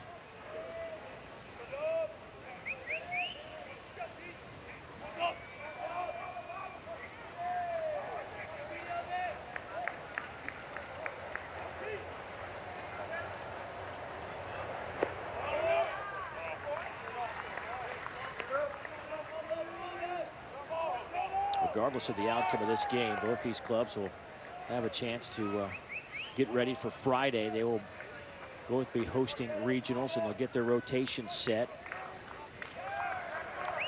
You gotta like their chances with their guys. Carson Fulmer, Walker Buehler, Philip Pfeiffer in the mix. I mean, these are 2 of the favorites to win a national title right here. I think both the teams on the field. You throw a loop around maybe 8-10 teams, but they're one of those 8 to 10, that's for sure. Logan Shore and A.J. Puck, now I'm talking dynamic, as good as the Fulmer Buehler combo for Florida in terms of a 1-2 combo. There's A.J. Puck. He was as good as anybody we saw this week. Maybe the best that we saw this week.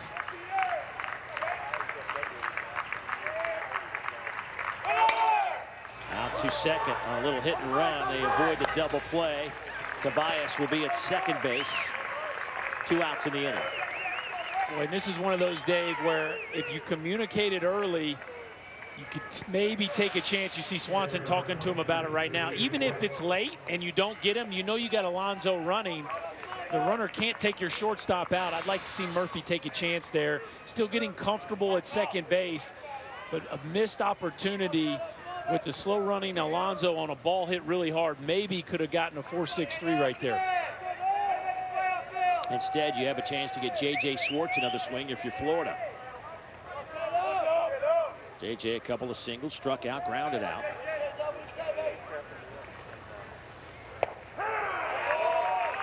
He looks at a first pitch strike.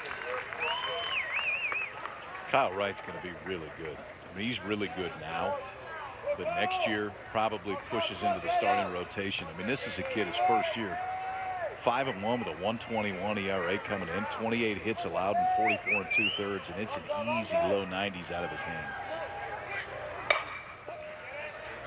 To third, Toffee realized he was running, took his time, got the third out. Well, the Commodores down to their final 3 outs, perhaps. It's a 4-run game. Gators trying to hold on. Well, before the game today, Commissioner Mike Slive honored one of the great performers of SEC history in a historic moment, a milestone. 50 years ago, Stephen Martin became the first African-American student athlete to officially compete for an SEC school when he played baseball for Tulane. He made his debut back on April 3rd. Tulane freshman baseball team took on LSU. He had a sacrifice fly and a single as Tulane split a doubleheader with a 4-0 and a 3-1 loss to rival LSU.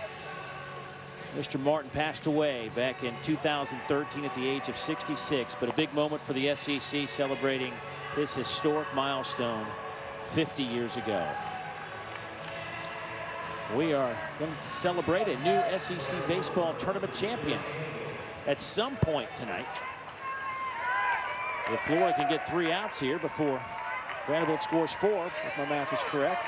Pretty It's good. getting late. Pretty good. Right, it's getting late. You guys are going to miss me next week. You are. First man up, Jaron Kendall, Penn Murphy, Carl Ellison, 7, 8, and 9 for the Commodores. Kendall 0 for 3, the left fielder. Does have 5 homers.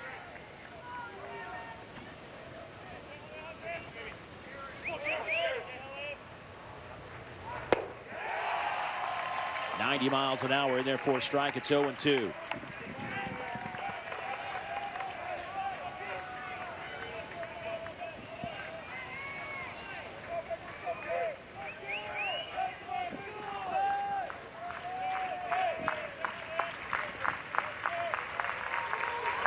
That's off the plate. Florida lost their opening game in this tournament. They have now won 4 consecutive. We're trying to win 4 consecutive games. They've had an elimination game every time they've taken the field. Seems like that's where they're comfortable. I mean, since then they've been playing great. Kirby Snead back at it.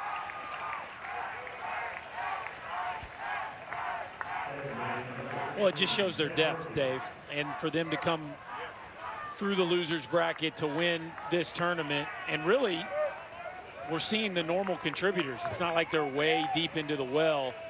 It shows you what they're featuring in that bullpen. Of course, it helps when A.J. Puck goes the distance for you, but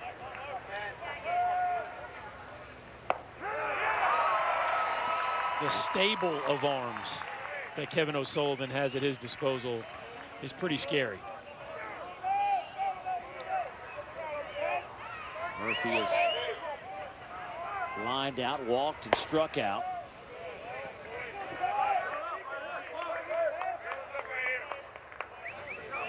There he is, Commissioner Mike Slive, going to walk through the doors here in a few moments and hand out his final trophy as commissioner of the SEC.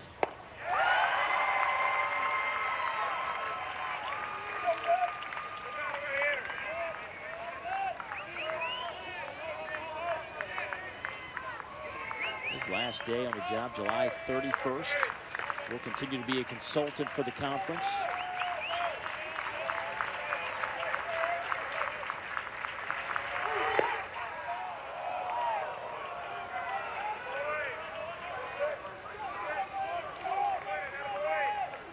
Two and two now on Murphy.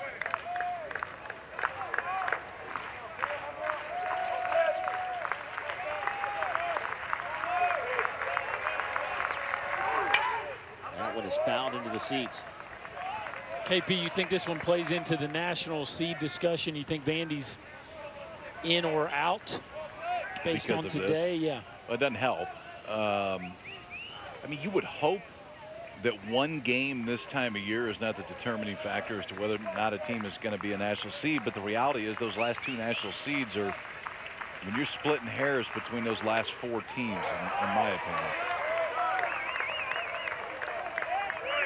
Tell you what, Dansby Swanson, the junior, probably playing in his final season with the Commodores. He's up on that top step, cheering on his guys in a 7-4 game in the bottom of the ninth with one out. That's your leader. Look at him. Think he loves his game, Berkeley? Oh, no question. Doesn't want it to end.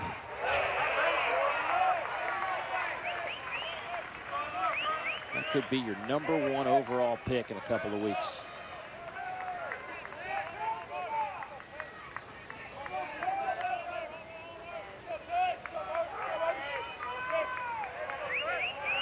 Just a super young man. We've all had a chance to be around him a little bit the last couple of seasons.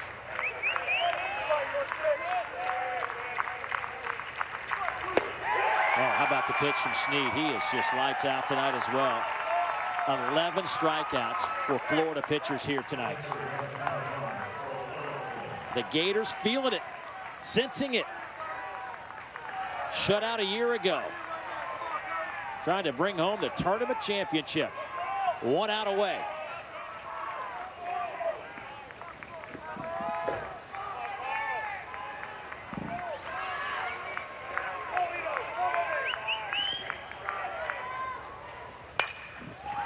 That ball shot to right.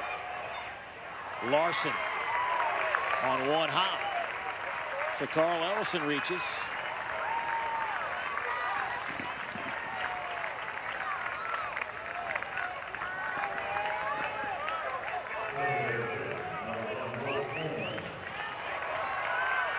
And here's Roe Coleman.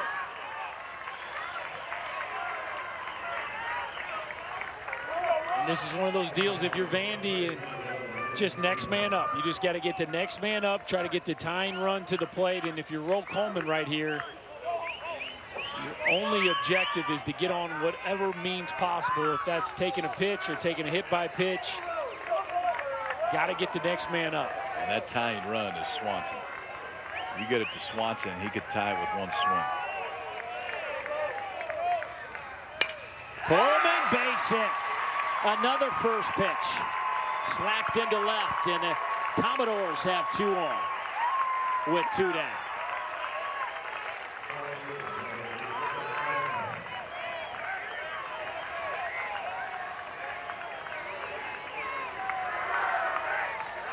That is 21 pitches for Kirby Snead. Kevin O'Sullivan making his way out to the mound. And I don't think he's not going to make a move here, and in part because he looked at Mark Chapman to make sure that he still had a trip left before he had to take his pitcher out. So I think this is more just to slow down the game and slow down Kirby Snead a little bit. The Gators 1 out away from the SEC Tournament Championship. And you hit it on the head, Berkey, with Wiseman at the plate. Dansby Swanson now in the on-deck circle. And he would love one more chance. You know it. You didn't think it was going to come easy. 2 outs and nobody on, and the Gators were already starting to think about a celebration, and now it just got real interesting. Time run in the on-deck circle in the form of Dansby Swanson makes everything a little more interesting here in the ninth.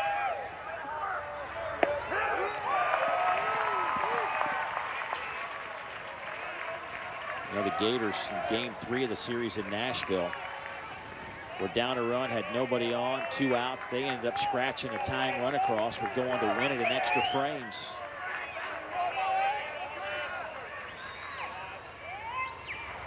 Yeah. 1-1 on Wiseman.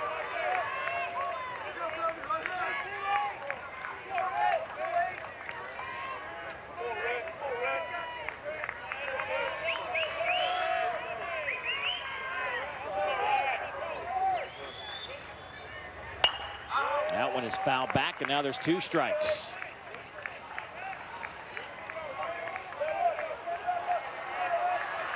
That ball rolls all the way back into the Gator dugout. Off, they bounced like 6 rows down into the Gator dugout off the cover here at Hoover Met. But Kirby Snead's focus, the pitch in hand on a 1-2 count.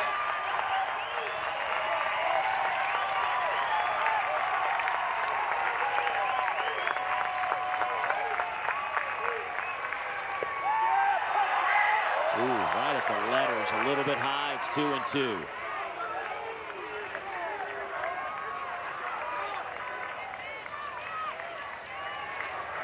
Gators' last tournament championship back in 2011 over these Commodores.